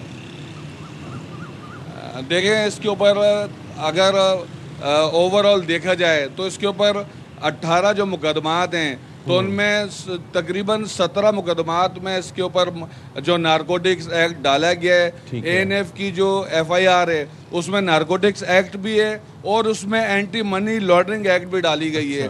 کیونکہ جو اے این ایف کا جو کہنا ہے کہ جب کسی ملزمہ یا ملزم کے خلاف کارروائی کی جاتی ہے منشیات ایکٹ کے تحت غیر قانونی جب وہ کام کرتا ہے تو اس کا بینک اکاؤنٹ چیک کیا جاتا ہے اور ایک اماؤنٹ ہے خاص اماؤنٹ, یعنی کہ لیٹ سپوز اس کے اکاؤنٹ میں 20 سے 25 لاکھ سے اوپر ملے تو اس کو یہ تصور کیا جاتا ہے کہ یہ منی لانڈرنگ ایکٹ ہے تو اس پہ وہ سیکشن بھی ڈال دی جاتی ہے تاکہ کیس مزید مضبوط ہو. تو آپ کہہ سکتے ہیں کہ 17 مقدمات میں اس کے منشیات ایکٹ ہے اور اسی ایک مقدمے میں این ایف والے میں اینٹی منی لانڈرنگ ایکٹ بھی ہے اور صرف ایک مقدمہ ایسا ہے جس میں 302 کی دفعہ لگائی گئی ہے اور اس میں بھی جو ہے گزشتہ رات اس کی گرفتاری اس کیس میں بھی کر لی گئی تھی. اب دیکھنا یہ ہے کہ ایک جانب سے لاہور کی ٹیم کراچی آنے کے لیے تیار ہے جو اس کو اپنے ساتھ تفتیش کے لیے لے جانا چاہتی ہے, تو دوسری جانب کراچی میں موجود جو اے این ایف حکام ہیں وہ بھی اس کی حوالگی لینا چاہتے ہیں تاکہ وہ اپنے اس 2019 والے کیس میں اس کی تفتیش کر سکیں.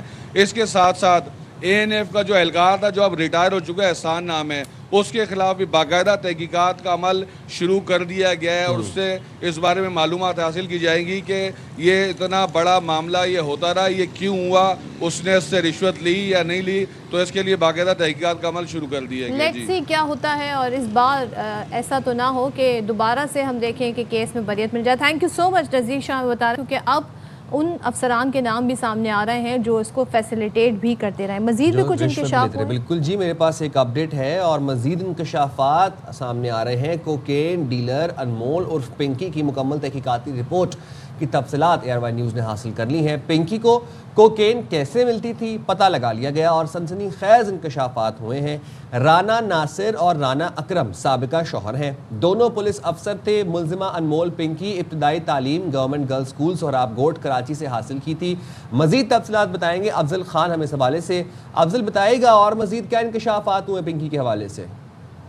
دیکھیے انمول پنکی سے جو تحقیقات مکمل ہوئی ہے اس کی رپورٹ کے اندر اہم انکشافات سامنے آئے ہیں جو کہ انمول پنکی کے بیانات پر مبنی ہے. انمول پنکی نے بتایا کہ رانا ناصر اور رانا اکرم اس کے سابقہ شوہر ہیں اور دونوں پولیس افسر تھے. ابتدائی تعلیم اس نے گورنمنٹ گرلز اسکول سہراب گوٹ کراچی سے حاصل کی.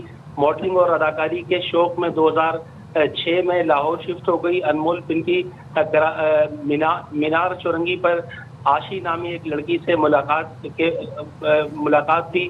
بعد میں اسی کے ساتھ رہنے لگی. ماڈلنگ اور اداکاری کے لیے فلموں کے ڈائریکٹرز کے دفاتر جاتی رہی. سابقہ پولیس افسر شوہر رانا ناصر سے ملاقات بھی فلم ڈائریکٹر کے دفتر میں ہوئی تھی اور رانا ناصر نے اسے منشیات فروشی کے گینگ کا حصہ بنایا. رانا ناصر کے ذریعے ہی اس کی ملاقات گروپ ممبر بوبی اور کرن سے ہوئی. بوبی کے کہنے پر رانا ناصر سے طلاق لی. علیحدگی کے بعد منشیات فروشی کا اپنا کام شروع کیا. کرن نامی خاتون نے سیاہ فام افریقی باشندے سے شادی کر رکھی تھی اور کرن کا سیاہ فام افریقی شوہر خالص کوکین پاکستان اسمگل کرتا تھا. 2024 میں سی آئی اے لاہور کے ہاتھوں گرفتار ہوئی. سی آئی اے لاہور نے گرفتاری کے بعد ان سے 2 گاڑیاں اور 50 لاکھ روپے رشوت لی. یہ پنکی کا الزام ہے.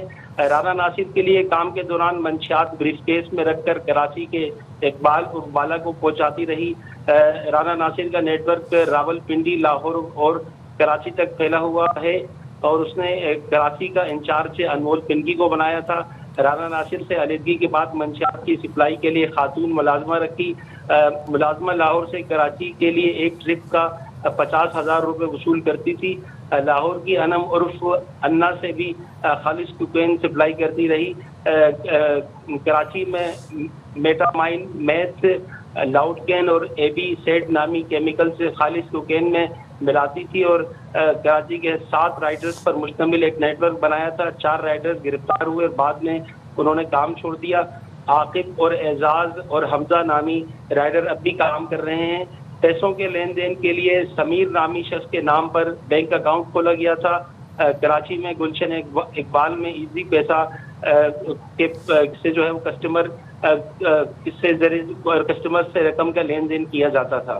جی بہت شکریہ افضل ہمیں ڈیٹیل بتانے کے لیے. اس قدر انکشافات کا سلسلہ اور اب شروع میں کہا جا رہا تھا جی ون مین شو ہے، اب یہ ون مین شو نظر نہیں آ رہا، بہت سارے سہولت کار ہیں، بہت سارے فیسیلیٹیٹر ہیں اور پوری ایک چین، پورا ایک سسٹم ہے جس کے تحت یہ پورا ایک سلسلہ جاری تھا. اور پچھلے دنوں تو ہم نے یہ بھی بتایا تھا کہ پنکی نے اپنا جانشین بھی مقرر کر رکھا ہے. پنکی نے جانشین بھی مقرر کر رکھا تھا. پنکی نے فوڈ ڈیلیوری رائڈرز کی وردیاں باقاعدہ وہ دیتی تھی اپنے رائڈرز کو، اور وہ ایک مخصوص کمپنی کی وردی پہنتے تھے تاکہ ان کو کوئی روک نہ سکے پولیس اہلکار. اور دوسری بات یہ ہے کہ پنکی نے جب یہ دیکھا کہ پنکی جب لاہور سے کراچی ڈیلیور کرتی تھی سامان تو اس کو ایک چکر کا 50,000 دینا پڑتا تھا. پنکی نے سوچا بڑا مجھے مہنگا پڑ رہا ہے، تو پنکی خود ہی کراچی شفٹ ہو گئی اپنے بھائیوں کے ساتھ، اور پھر وہ خود سے ساری ڈیلنگ کرنے لگ گئی کراچی سے لاہور، ٹرانسپورٹیشن بھی خود کرنے لگی. پنجاب میں بھی پولیس چاہتی ہے اس کیس کی تفتیش کرنا، تو یہ مزید کیا ڈیولپمنٹ ہوگی وہ آگے آنے والے دنوں میں پتہ چلیں گی. بریک لیتے ہیں، بریک کے بعد واپس آتے ہیں.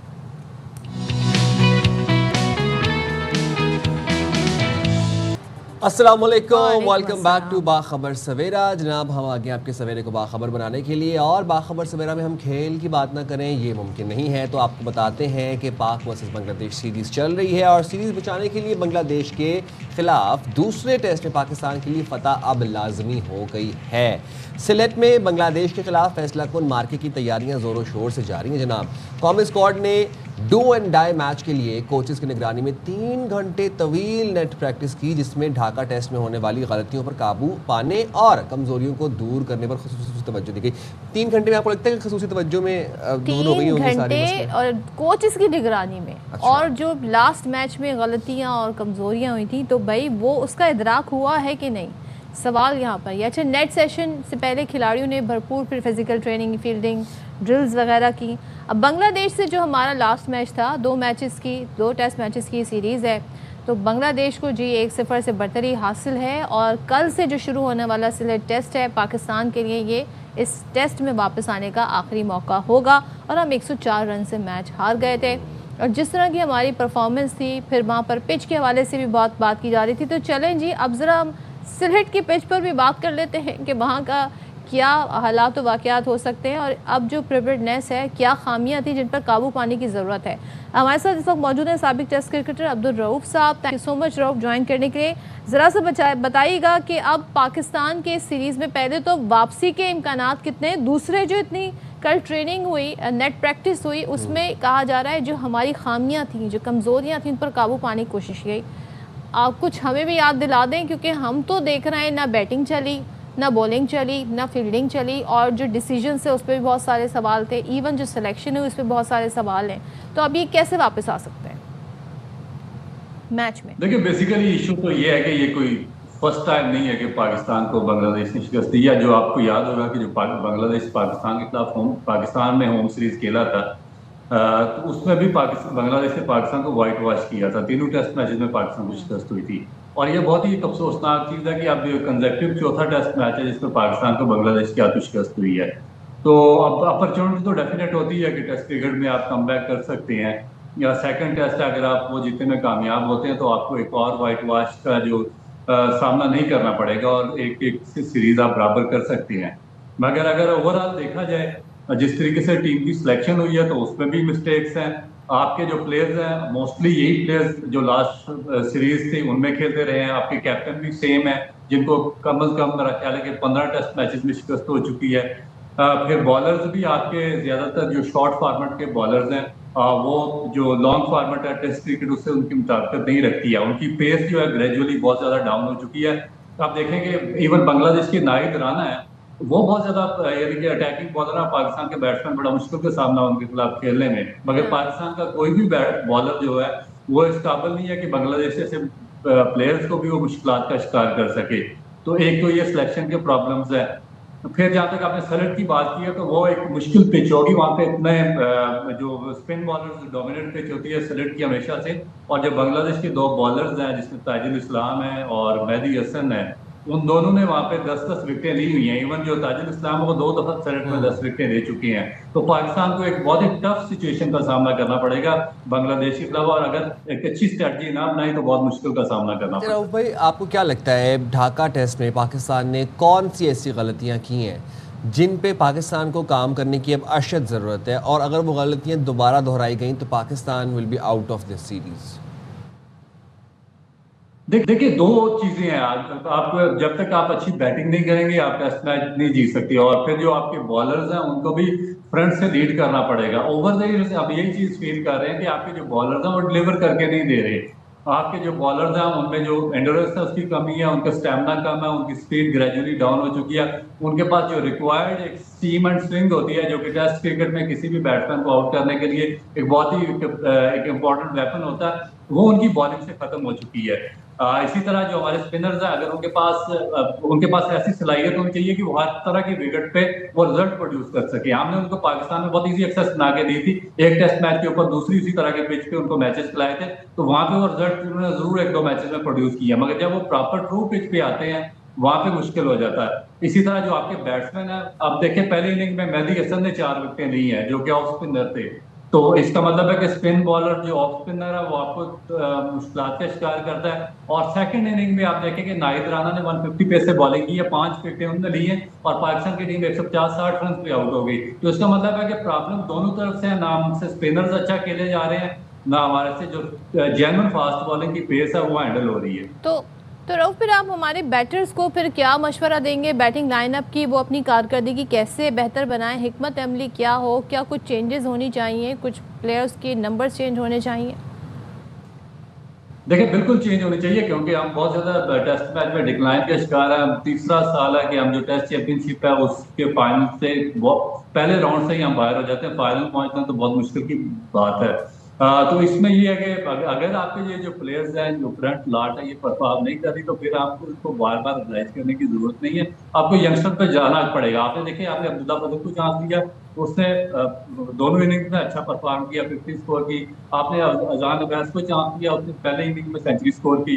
तो इस तरह एक हुरैरा थे उनको सिर्फ एक टेस्ट मैच के बाद बाहर कर दिया गया। तो ये जो यंगस्टर्स हैं उनके साथ नाइंसाफी है। और फिर एक दो प्लेयर्स ऐसे हैं जिन्होंने डोमेस्टिक में बहुत अच्छे रन किए हुए हैं, तो मेरा ख्याल है कि अगर उनको भी साथ कंसीडर किया जाता तो रिजल्ट बेहतर हो सकते थे। तो हमें इस चीज में बिल्कुल हिचकिचाहट का शिकार नहीं होना चाहिए कि जो हमारे सीनियर प्लेयर्स हैं अगर उनसे परफॉर्म नहीं हो रहा तो वो बर्डन है टीम पे, उनको साइडलाइन करना चाहिए। और जो यंगस्टर्स हैं जो प्रॉपरली टेस्ट क्रिकेट के फॉर्मेट को सूट करते हैं और फर्स्ट क्लास क्रिकेट में रेगुलर परफॉर्मेंस दे रहे हैं, हमें उनको साथ रखना पड़ेगा। और शान मसूद कैप्टन, उनके बारे में क्या कहिएगा आप? जाहिर है अब तो हर जो क्रिकेट है फॉर्मेट है उसके डिफरेंट कैप्टन हैं, बड़ी एक्सपेक्टेशन उनसे भी थी, लेकिन वो पहली इनिंग में उन्होंने 9 रन बनाए, दूसरी में 2 रन बनाए गालिबन उन्होंने, ये उनका टोटल स्कोर था। तो उनकी कैप्टनसी के कैसे रेट करेंगे आप इस टेस्ट मैच को देखते हुए?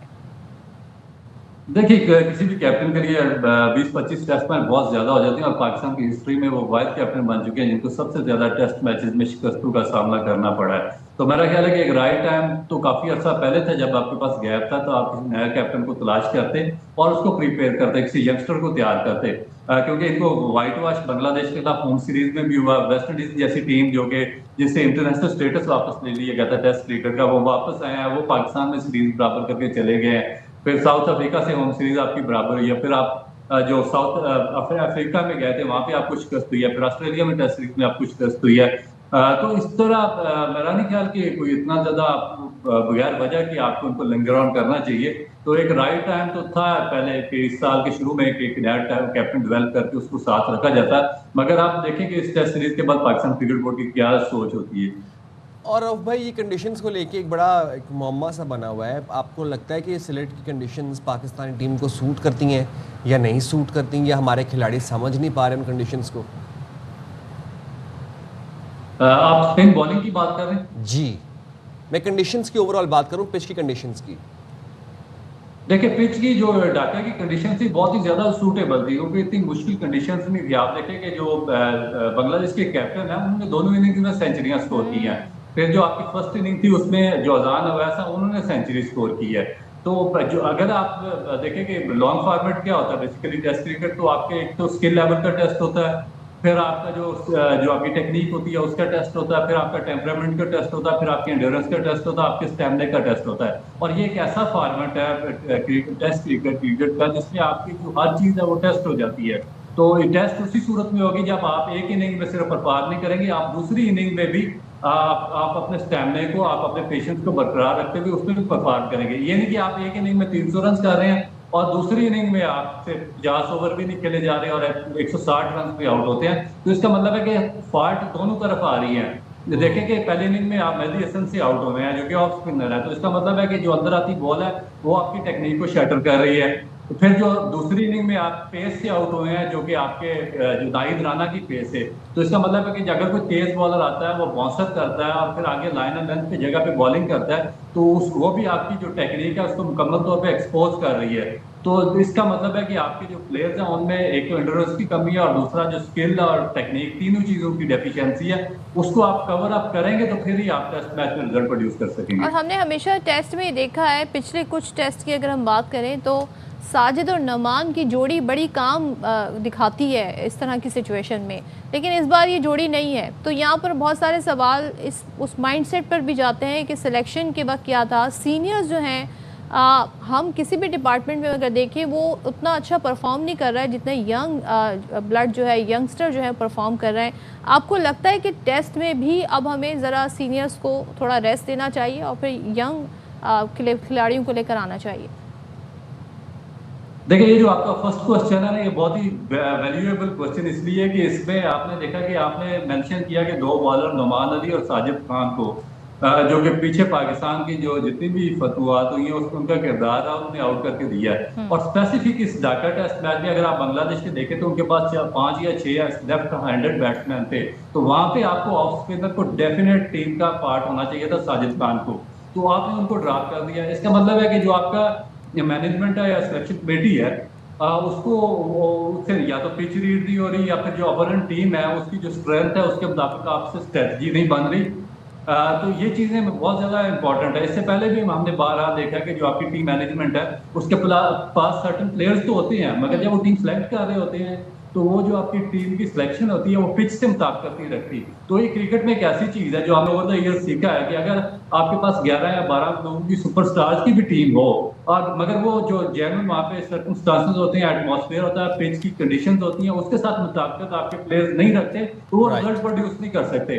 رزلٹ پروڈیوس اسی ٹائم پہ ہوگا جب آپ وہ پلیئرز کو چوز کریں گے جو وہاں کی کنڈیشنز کو اور جو پچ ہے اور جو مخالف ٹیم ہے اس کی اسٹرینتھ کو مطابق آپ اگر اپنی ٹیم کو تشکیل دیں گے تو وہ رزلٹ پروڈیوس کرے گی. تو یہ ویری ویلڈ کوسچن ہے کہ ساجد خان کو ڈیفینیٹ اسکواڈ کا پہلے ٹیسٹ میچ میں حصہ ہونا چاہیے تھا کیونکہ ان کے پاس 6 یا 7 لیفٹ ہینڈڈ بیٹسمین ان کی ٹیم میں کھیل رہے تھے. بالکل ٹھیک ہے، تھینک یو سو مچ رؤف، بہت شکریہ. اور یہ وہ خامیاں ہیں، پتہ نہیں ہماری ٹیم کو کن خامیوں کا ادراک ہوا.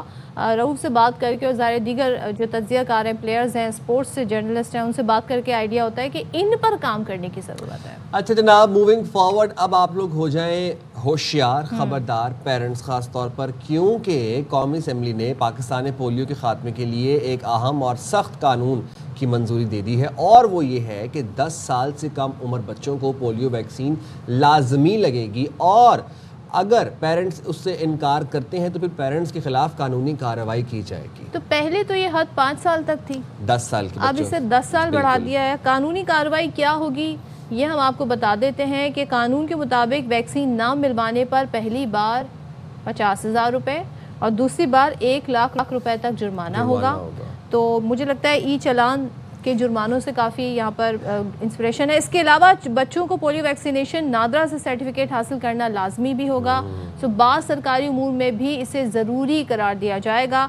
حکومت نے پولیو ورکرز کے تحفظ کے لیے بھی سخت اقدامات کا اعلان کیا ہے. ظاہر سی بات ہے یہ بڑا میٹر کرتا ہے، اور پولیو ٹیموں کو کسی بھی حملے سے روکنے کے لیے کوئی بھی حملہ ان پر اٹیک نہ کر دے، اس کے لیے 7 سال قید اور جرمانے کی سزا مقرر کی گئی ہے. یعنی کہ جو اگر ایسی کوشش کرے گا، حکام کے مطابق اقدامات پاکستان کو فل پولیو فری بنانے کی کوششوں کو مؤثر بنانے کے لیے کیے جا رہے ہیں. اور دیکھیں پولیو کی ویکسینیشن کا مقصد یہ کہ ہر بچہ ایک صحت مند زندگی گزارے، صحت مند مستقبل اس کا ہو. اور جو پیرنٹس انکار کرتے ہیں، ریزسٹ کرتے ہیں، اب دیکھیں بات چیت لفاظی بہت ہو گئی. اب پاکستان اور 1-2 ممالک اور ہیں کہ جنہیں بس پولیو رہ گیا. افغانستان دیکھ لیں کہ جس کے ساتھ ہم کوئی بھی چیز نہیں چاہتے کہ سملر ہو ہماری. تو افغانستان، پاکستان، یہ وہ چند ممالک رہ گئے جنہیں ابھی تک پولیو کہیں نہ کہیں پر موجود ہے. اب ہمیں پولیو کو بس ایریڈیکیٹ کرنا ہے کمپلیٹلی. مزید ہم پولیو کے ساتھ نہیں لڑنے کی کیپیسٹی رکھتے. اچھا، ملک میں جو خصوصی انسداد پولیو مہم ہے اس کا آغاز ہو رہا ہے 18 مئی 2026 سے. نیشنل ایمرجنسی آپریشن سینٹر کے مطابق ملک کے 79 मखसूस अजला में 18 मई से खुसूसी मुहिम शुरू की जाएगी जो 24 मई तक जारी रहेगी और इस दौरान जो हदफ है तकरीबन 1,90,00,000 बच्चे हैं उनको पोलियो से बचाव के कतरे पिलाए जाएंगे, जबकि 1,60,000 से ज़ायद पोलियो वर्कर्स इस कौमी मुहिम में अपनी खिदमत अवाम को सर्व करेंगे। अवाम से अपील है कि पोलियो वर्कर्स के लिए दरवाजे खोलें और हर बच्चे के लिए वैक्सीनेशन को यकीनी बनाएं। बिल्कुल जी, और इसी हवाले से हम बात भी कर लेंगे। हमारे साथ मौजूद हैं secretary general Pakistan paediatrics association professor doctor Mohsina Noor Ibrahim. Thank you very much doctor साहब, आपने प्रोग्राम के लिए वक्त निकाला। पाकिस्तान में पोलियो के केसेस मुकम्मल तौर पर ख़त्म क्यों नहीं हो रहे, क्या मुश्किलात हैं और क्या वजूहात हैं? जी अस्सलाम वालेकुम, can you hear me? Yes, yes, you're audible. जी अस्सलाम वालेकुम जी, thank you so much for inviting me. This is the most important issue nowadays in Pakistan. Actually पूरी दुनिया से, जैसे आपने कहा कि पोलियो एरेडिकेट हो चुका है, सिर्फ पाकिस्तान और अफगानिस्तान दो ऐसे ममालिक हैं जहाँ पर पोलियो के केसेस अभी भी रिपोर्ट हो रहे हैं, और अभी पिछले महीने बन्नू और वज़ीरिस्तान से भी केस रिपोर्ट हुआ है.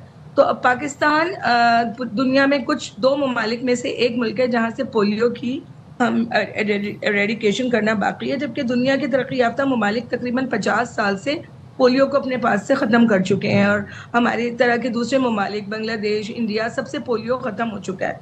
लेकिन वैक्सीनेशन वहाँ पर भी अभी जारी है ताकि पूरी दुनिया एक साथ पोलियो को ख़त्म कर सके. अब अगर पाकिस्तान और अफ़गानिस्तान से पोलियो अभी एरेडिकेट नहीं हुआ तो इसमें कुछ मसाइल हैं जिसकी वजह से ये नहीं हो पा रहा. हुकूमत और जो हमारा जो पोलियो जो वैक्सीनेशन का सेंटर है, नेशनल सेंटर जो हमारा पोलियो का है, वो अपनी भरपूर कोशिश कर रहे हैं कि पोलियो को एरेडिकेट किया जा सके. इस सिलसिले में वक्तन फवक्तन पोलियो की कैंपेन्स होती हैं जिसमें पोलियो के कतरे पिलाए जाते हैं, और ये कैंपेन इसलिए एक साथ करना ज़रूरी होती है ताकि एक वक्त में सारे बच्चों को पोलियो के कतरे दिए जाएं और सारे बच्चे एक वक्त में पोलियो से वैक्सीनेट हो जाएं, उनकी क़ुव्वत मुदाफ़ियत बेहतर हो जाए. अगर आपके बच्चे को एक बार पोलियो मिल भी चुका है, पोलियो के कतरे दिए भी जा चुके हैं, तो आपको दोबारा पोलियो के कतरे उसे देने हैं ताकि उसकी क़ुव्वत मुदाफ़ियत मज़ीद मजबूत हो. ये वही पोलियो के कतरे हैं जो कि दुनिया भर में 200 ममालिक में पिलाए जा रहे हैं, और ये कोई नई चीज़ नहीं है. ये जी बोले डॉक्टर साहब, एज लिमिट 10 साल कर दी गई है, तो ज़रा सा ये बताइएगा ऐसा क्यों किया गया है? पहले तो 5 साल से कम उम्र बच्चे जो हैं उनके लिए वैक्सीनेशन पर जोर दिया जाता था, पोलियो के कतरे पर जोर दिया जाता था, और कितनी बार पोलियो वैक्सीनेशन हो या पोलियो के कतरे पिलाए जाएँ तो फिर कहा जाएगा जी ये फुली वैक्सीनेटेड है ये बच्चा. ये देखें, इसलिए ये बार बार मुहिम होती है कि कुछ बच्चे हर मुहिम में पोलियो से वैक्सीनेट नहीं होते, वो पोलियो वायरस एक्सक्रीट करते रहते हैं, और यानी बाकी बच्चों को वो पोलियो देने की सलाहियत रखते हैं, जो स्पेशली वो बच्चे जिनको वैक्सीनेशन ना हुई भी हो. तो इस साल गवर्नमेंट ने पोलियो की जो उम्र की हद है उसको बढ़ाया है, यानी कि 10 साल तक की है, क्योंकि इसकी वजह 2-3 है. एक तो ये कि कुछ बच्चे 5 साल की उम्र तक उनको एक कतरा भी नहीं पिलाया जाता, उनको हम 5 से 10 साल तक लेकर गए ताकि उनको पोलियो के कतरे मिल जाएं, और वो पोलियो की वायरस एक्सक्रीट करते रहते हैं. जिनको नहीं मिले होते वो 5 साल से बड़े हो जाते हैं. तो इसीलिए मुहिम की उम्र ज़्यादा की गई है ताकि पोलियो, अगर वो बच्चे भी जो 5 साल से बड़े हैं वो पोलियो वायरस एक्सक्रीट कर रहे हैं तो उनको भी कवर किया जा सके, उनकी क़ुव्वत मुदाफ़ियत को भी बेहतर किया जा सके. इसके अलावा जो हुकूमत ने इस दफ़ा एक और बहुत अहम इक़दाम किया है वो FIPV यानी फ्रैक्शनल इंजेक्टेबल पोलियो वायरस की वैक्सीन लगाई जा रही है, जो कि पूरी दुनिया में अब पोलियो के कतरों के अलावा इंजेक्टेबल पोलियो वायरस की वैक्सीन भी दी जाती है ताकि क़ुव्वत मुदाफ़ियत मज़ीद मजबूत हो और हम पोलियो की एक्सक्रीशन को कम से कम कर सकें और उसकी सर्कुलेशन को कम से कम किया जा सके. तो ये 5 से 10 साल उम्र बढ़ाई गई है ताकि मज़ीद बच्चों को कवर किया जा सके और पोलियो की जो वाइल्ड वायरस की पोलियो की जो सर्कुलेशन है उसको स्टॉप किया जा सके. राइट, कुछ स्टैट्स एंड फैक्ट्स आपसे जानना चाहेंगे. एक तो ये बता दीजिए कि इस वक्त मुल्क भर में मजमूई केसेस की तादाद कितनी है और ये गुज़िश्ता बरस की निस्बत कितनी शरह ज़्यादा है इसकी, एक तो ये बता दीजिए. सेकेंडली, कौन कौन से इलाके हैं जहाँ से पोलियो केसेस रिपोर्ट हो रहे हैं अभी भी? देखें, 2024 में 74 केसेस हुए थे और 2025 में 31 टोटल केसेस हुए थे, और अब जो 3 केसेस अभी तक हो चुके हैं. तो पिछले साल से कुछ शरह कम जा रही है, लेकिन ये एक कहते हैं कि एक लास्ट माइल और एक मैराथन का लास्ट माइल होता है ना, तो ये वही है कि अगर हम इस दौड़ में अपनी पूरी एफर्ट डाल दें, जिस तरह से मैराथन में आखिरी में एथलीट थक जाता है, तो हमने थकना नहीं है। तो मतलब हमारे पास अभी 3 केसेस इस साल के रिपोर्ट हुए हैं और हम मिड ऑफ द ईयर में हैं तकरीबन। तो अगर इस वैक्सीनेशन 1-2 जो नेशनल इम्यूनाइजेशन मुहिम होती हैं उनके लिए, उनके अंदर हम अपने बच्चों को वैक्सीनेट कराएं, तो हम इंशाल्लाह पोलियो के खात्मे के बहुत करीब हो जाएंगे। जिस तरह कहते हैं एक लास्ट हमें दौड़ है जो अच्छी सी लगानी है, आखिरी माइल, कहते हैं मई is the month of last mile of marathon of polio. तो इस सिलसिले में ये गवर्नमेंट ने सब नेशनल NIGs जिसे हम कहते हैं इम्यूनाइजेशन मुहिम्स का बार बार बंदोबस्त कर रही है। कराची में हो रहा है, मेन शहरों में हो रहा है, क्योंकि इधर जो सीवरेज के सैंपल्स पॉजिटिव इन्हीं बड़े शहरों में से आ रहे हैं। तो यहाँ पर ये मुहिम की जा रही है ताकि अगेन मकसद वही है कि तमाम बच्चे एक वक्त में इम्यूनाइज हो जाएं, एक भी बच्चा ना बचे, तो फिर इम्यूनाइजेशन होने से तो फिर हम पोलियो के खात्मे के बहुत नज़दीक पहुँच जाएंगे। अच्छा, आपने इम्यूनाइजेशन की बात की, तो पोलियो से बचाव के 2 तरीके हैं, एक तो वैक्सीन दी जाती है, दूसरी कतरे पिलाए जाते हैं। ज़रा से बताइएगा दोनों में फ़र्क क्या है? देखें, जो ओरल पोलियो ड्रॉप्स हैं वो ज़्यादा मौसर होते हैं, वो आपको पिलाए जाते हैं, तो आपकी जो गट होती है यानी इंटेस्टाइन या आंतें जो होती हैं उनके अंदर भी पोलियो वायरस से लड़ने की सलाहियत मज़ीद मजबूत होती है और वो बच्चा फुली इम्यूनाइज हो जाता है और उसकी जो क़ुव्वत मुदाफ़ियत है वो ज़्यादा बेहतर होती है as compare to injectable polio virus vaccine. Injectable polio virus vaccine जो है वो हम इंट्रामस्कुलर लगाते हैं, ये ओवरलैप होगा और फिर ये हम इंजेक्टेबल पे स्विच हो जाएंगे। अगेन दोनों का मकसद इम्यूनिटी को बूस्ट करना है। साइड इफ़ेक्ट्स दोनों के बिल्कुल नहीं हैं, ये वही वैक्सीन है जो हमने भी पी है और इंजेक्टेबल वैक्सीन तो पूरी दुनिया में लगाई जा रही है। और जहाँ पर पोलियो 15-20 साल से ख़त्म हो चुका है वहाँ पोलियो के खतरे नहीं दिए जा रहे, लेकिन इंजेक्टेबल पोलियो वायरस वैक्सीन जो कि एक तहकीक शुदा वैक्सीन है वो वहाँ पर अभी भी लगाई जा रही है। तो दोनों चीज़ें लगाने का मकसद पोलियो की इम्यूनिटी को और बेहतर करना और आहिस्ता आहिस्ता फिर अगर हमारे पास पोलियो के केसेस बिल्कुल नहीं आएंगे तो हम भी इंजेक्टेबल पे शिफ्ट हो जाएंगे। और डॉक्टर साहबा, कितना ज़रूरी है वॉलंटियर्स जो रज़ाकार हैं इनके साथ अच्छे से पेश आना, अच्छे से बर्ताव करना, क्योंकि ये अपनी जान जोखों में डाल के सर्दी, गर्मी, धूप, छाँव, बारिश, आंधी, हर कंडीशंस में ये जाते हैं, घर घर दरवाज़ा खटखटाते हैं और बच्चों को इम्यूनाइज़ करते हैं। इनके साथ अच्छा रवैया होना कितना इम्पॉर्टेंट है? जी, आपने बहुत अच्छा सवाल किया। देखें, आजकल कराची में और पूरे पाकिस्तान में शदीद गर्मी है। ये पोलियो वर्कर्स एक तरह के हमारे फ्रंट लाइन वॉरियर्स हैं। ये पाकिस्तान के जो हम लोग डॉक्टर्स और जो दूसरी कम्युनिटी का वो हमारे फ्रंट लाइनर्स हैं और धूप में काम करना ये आसान नहीं है, ये हमारे ही बच्चों की बेहतरी के लिए काम कर रहे हैं। तो एक तो सबसे पहले मैं वालिदैन से रिक्वेस्ट करूँगी कि इनको अपने घरों मतलब इनसे लेकर पोलियो के कतरे अपने बच्चों को पिलवाएं। ये बिल्कुल सेफ वैक्सीन है और पूरी तरह से चेक होकर और जो जिसे हम कहते हैं कोल्ड चेन मेंटेन वैक्सीन आती है।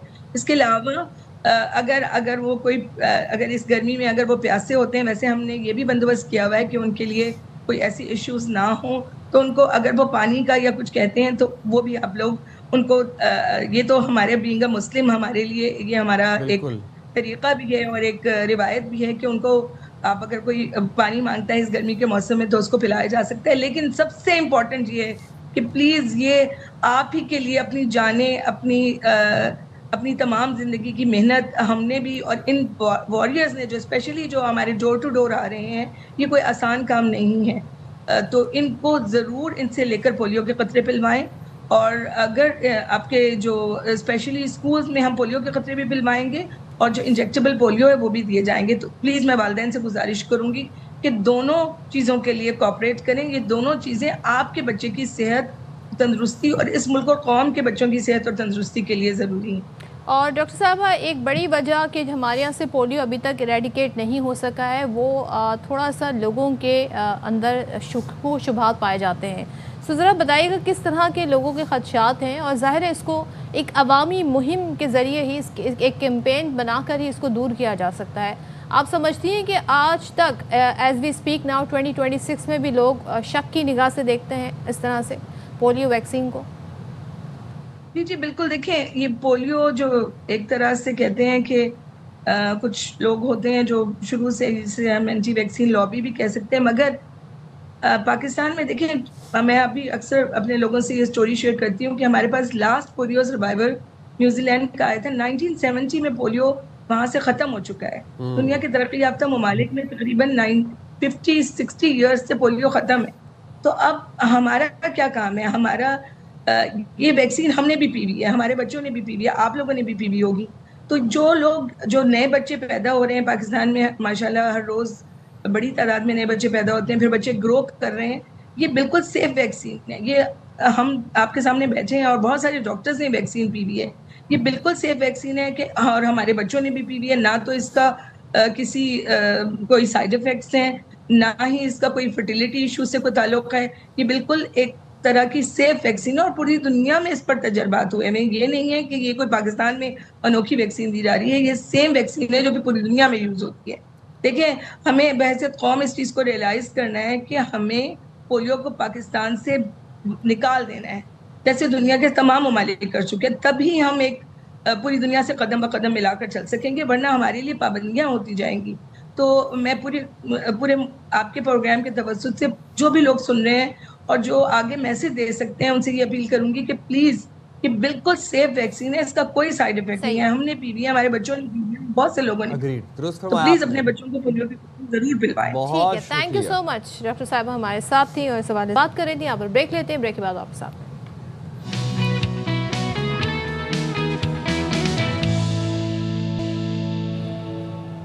ویلکم بیک جناب. اچھا جی, تو بچوں کے ایگزامز ہو گئے ہیں ختم, اور موسٹلی ہم دیکھ رہے ہیں کہ اسکولز میں بچوں کے ایگزام ختم ہو گئے ہیں. دوسرے یہ کہ عید بھی سر پر آ گئی ہے, تو اب تو جناب ٹائم آ گیا ہے.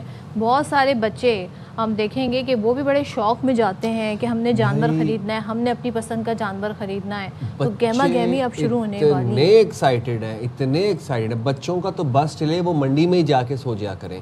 جتنی ایکسائٹمنٹ میں دیکھتا ہوں اس وقت پورے ملک میں ہے بچوں کے اندر, کیونکہ چھٹیاں بھی ہوئی ہوئی ہیں, اوپر سے عید قربا بھی ہے, اور بچوں کو چاہیے کیا تھا. تو پشاور ہی چلتے ہیں, آپ کو وہاں پر کیا گہما گہمی ہے, جانور کس نے خریدے جا رہے ہیں, منڈیوں میں بیوپاری کے ساتھ ساتھ خریدار بھی اتنی ہیں یا نہیں ہے. صورتحال جانیں گے ہم نواب شیر سے. بتائیے نواب شیر. جی بالکل, پشاور میں عید قربا کے لیے مویشی منڈیاں سج چکی ہے اور شہر کے مختلف علاقوں میں جو ہے وہ اس وقت منڈیاں قائم کی گئی ہے, اور پنجاب سے جو ہے وہ بہت سارے جو قربانی کے جانور ہے پشاور کی منڈیوں میں لائے گئے ہیں, لیکن خریدار نہ ہونے کے برابر ہے. منڈیا جو ہے وہ بالکل ویران ہے. بیوپاری جو ہے وہ کافی پریشان دکھائی دے رہی ہے. بیوپاریوں کا یہی کہنا ہے کہ اس دنوں میں جو ہے وہ گاہک بہت زیادہ ہوتے تھے, لیکن اس سال جو ہے وہ گاہک نہ ہونے کے برابر ہے. جبکہ دوسری جانب اگر جانوروں کی قیمتیں کی بات کی جائے تو اس وقت جانوروں کی قیمتیں جو ہے وہ کافی زیادہ ہے, اور بیوپاریوں کا یہی کہنا ہے کہ جو ٹرانسپورٹ اور دیگر اخراجات ہے اور مہنگائی جس تناسب سے بڑھی ہے, تو یہی وجہ ہے کہ جانوروں کی قیمتیں بھی کافی زیادہ ہو چکی ہے. 2 من تک کا بیل جو ہے ان کی قیمت کم سے کم جو ہے وہ 4 لاکھ روپے بتائی جا رہی ہے, جبکہ 5 اور 4 من کا جو بیل ہے ان کی قیمت 10 اور 12 لاکھ. تو اس وقت پشاور کی جو مویشی منڈی ہے ہمرنگ روڈ منڈی پر موجود ہے, یہاں پر کم سے کم جانور جو ہے وہ 5 لاکھ سے کم نہیں ہے, اور زیادہ سے زیادہ جو ہے وہ 35 لاکھ تک کا بیل بھی یہاں پر موجود ہے. اسی طرح اگر بینس کی بات کی جائے تو 2 سے لے کر 3 من کا جو بینس ہے ان کی قیمت بھی جو ہے وہ 3-4 لاکھ روپے بتائی جا رہی ہے. اگر دمبوں کی بات کی جائے تو دمبوں کی قیمتیں بھی کافی بڑھ چکی ہے, اور دمبا بھی جو ہے وہ 1.50 اور 1.70 تک جو ہے وہ مل رہا ہے. بیوپاریوں کا یہی کہنا ہے کہ پہلے جو ہم پنجاب سے جانوروں کو لے کے آتے تھے تو ٹرانسپورٹ کا کرایہ جو تھا وہ 70,000 تھا, لیکن اس سال جو ہے وہ تقریباً 2 لاکھ سے زائد ہو چکا ہے. جبکہ اس کے ساتھ ساتھ جو جانوروں کا چارہ ہے وہ بھی کافی مہنگا ہو چکا ہے. پہلی جو ہے وہ بوری اب پھر ظاہر ہے جی آپ اگر میرا کیمرہ مین آپ کو دکھا سکے تو یہ دیکھیں, یہ جو بیل ہے یہ یہ وائٹ سا بیل جو ہے ان کی قیمت 10 لاکھ روپے بتائی جا رہی ہے. یہ اس بیل کی قیمت بھی جو ہے وہ 10 لاکھ روپے بتائی جا رہی ہے. یہاں پر جتنے بھی جو بیل ہے نا ان میں سے 5 لاکھ سے لے کر 15 لاکھ روپے تک کے جو ہے وہ بیل فروخت ہو رہے ہیں. اور یہ جو سارے بیل ہے یہ پنجاب کے مختلف علاقوں سے لائے گئے اور خاص کر ڈیرہ غازی خان سے جو ہے یہ بیل لائے گئے ہیں. بیپاریوں کا یہ کہنا مہنگائی تو ہے, یہ تو ہم پورے ملک میں دیکھ رہے ہیں. نواب شیخ, مہنگائی پورے ملک میں ہے, تھوڑا سا یہ بتائیں کہ کیا یہی ٹرینڈ رہا ہے؟ لاسٹ ایئر بھی ایسے ہی تھا, پھر آخری دنوں میں جا کے لوگوں نے زیادہ خریداری کی. اس بار کیا کہتے ہیں جو گاہک آتے ہیں وہ پھر ان کے ارادے کیا ہیں, کیا سوچ رکھا ہے انہوں نے؟ جی بالکل, پچھلے سال بھی ہم اسی منڈی میں موجود تھے اور پچھلے سال بھی جو ہے یہی صورتحال تھی, کیونکہ جانوروں کی قیمتیں جو ہے وہ پچھلی سال بھی کافی زیادہ تھی اور ان دنوں میں جو ہے وہ تھوڑا بہت رش ہمیں دیکھنے میں نظر آ رہا تھا. لیکن اس سال جو ہے وہ کافی کم ہمیں نظر آ رہا ہے. اکا دکا جو ہے وہ ہم گاہک دیکھ رہے ہیں اس وقت منڈی میں. اور کیونکہ آج جمعے کا دن بھی ہے اور پشاور میں جو ہے بہت سارے لوگ اس طرح ہوتے ہیں کہ وہ جمعے کے دن چھٹی کرتے ہیں اور پھر خاص کر وہ منڈیوں کا رخ کر دیتے ہیں. لیکن اب ہم یہاں صبح سے یہاں پر موجود ہے, لیکن ہمیں اکا دکا جو ہے وہ گاہک نظر آ رہے ہیں. اور بیپاریوں کا بھی یہی کہنا ہے کہ پچھلے سال کی نسبت اس سال جو ہے وہ گاہک بہت کم نظر آ رہے ہیں. لیکن بیپاریوں کا یہی کہنا ہے اور ان کو امید ہے کہ جو دن قریب آتے جائیں گے عید قربا کے تو گاہک بھی زیادہ ہوں گے اور جو خریدار ہے وہ رش کافی بڑھ جائے گا منڈیوں میں. لیکن اس وقت جو ہے وہ منڈیاں کافی ویران نظر آ رہی ہے اور قیمتیں بھی جو ہے وہ کافی زیادہ ہے. جبکہ بیپاریوں کا یہ جو گاہک ہے وہ اسی انتظار میں ہے کہ بیپاری جو ہے وہ قیمتیں تھوڑی کم کر دے تو پھر وہ منڈیوں کا رخ کر دیں گے. لیکن اس وقت جو ہے وہ قیمتیں کافی زیادہ دکھائی دے رہی ہے. دوسری جانب دکھائی دے رہی ہیں بلکہ آسمانوں کو چھوتی دکھائی دے رہی ہیں. بہت شکریہ نواب شاہ, آپ ہمیں اپڈیٹ کر رہے تھے. صدف, آپ sincere born and raised in Karachi, جی تو جب عید قربان قریب آتی ہے ظاہر ہے کراچی میں ایک رونق ہوتی ہے, گہما گہمی ہوتی ہے.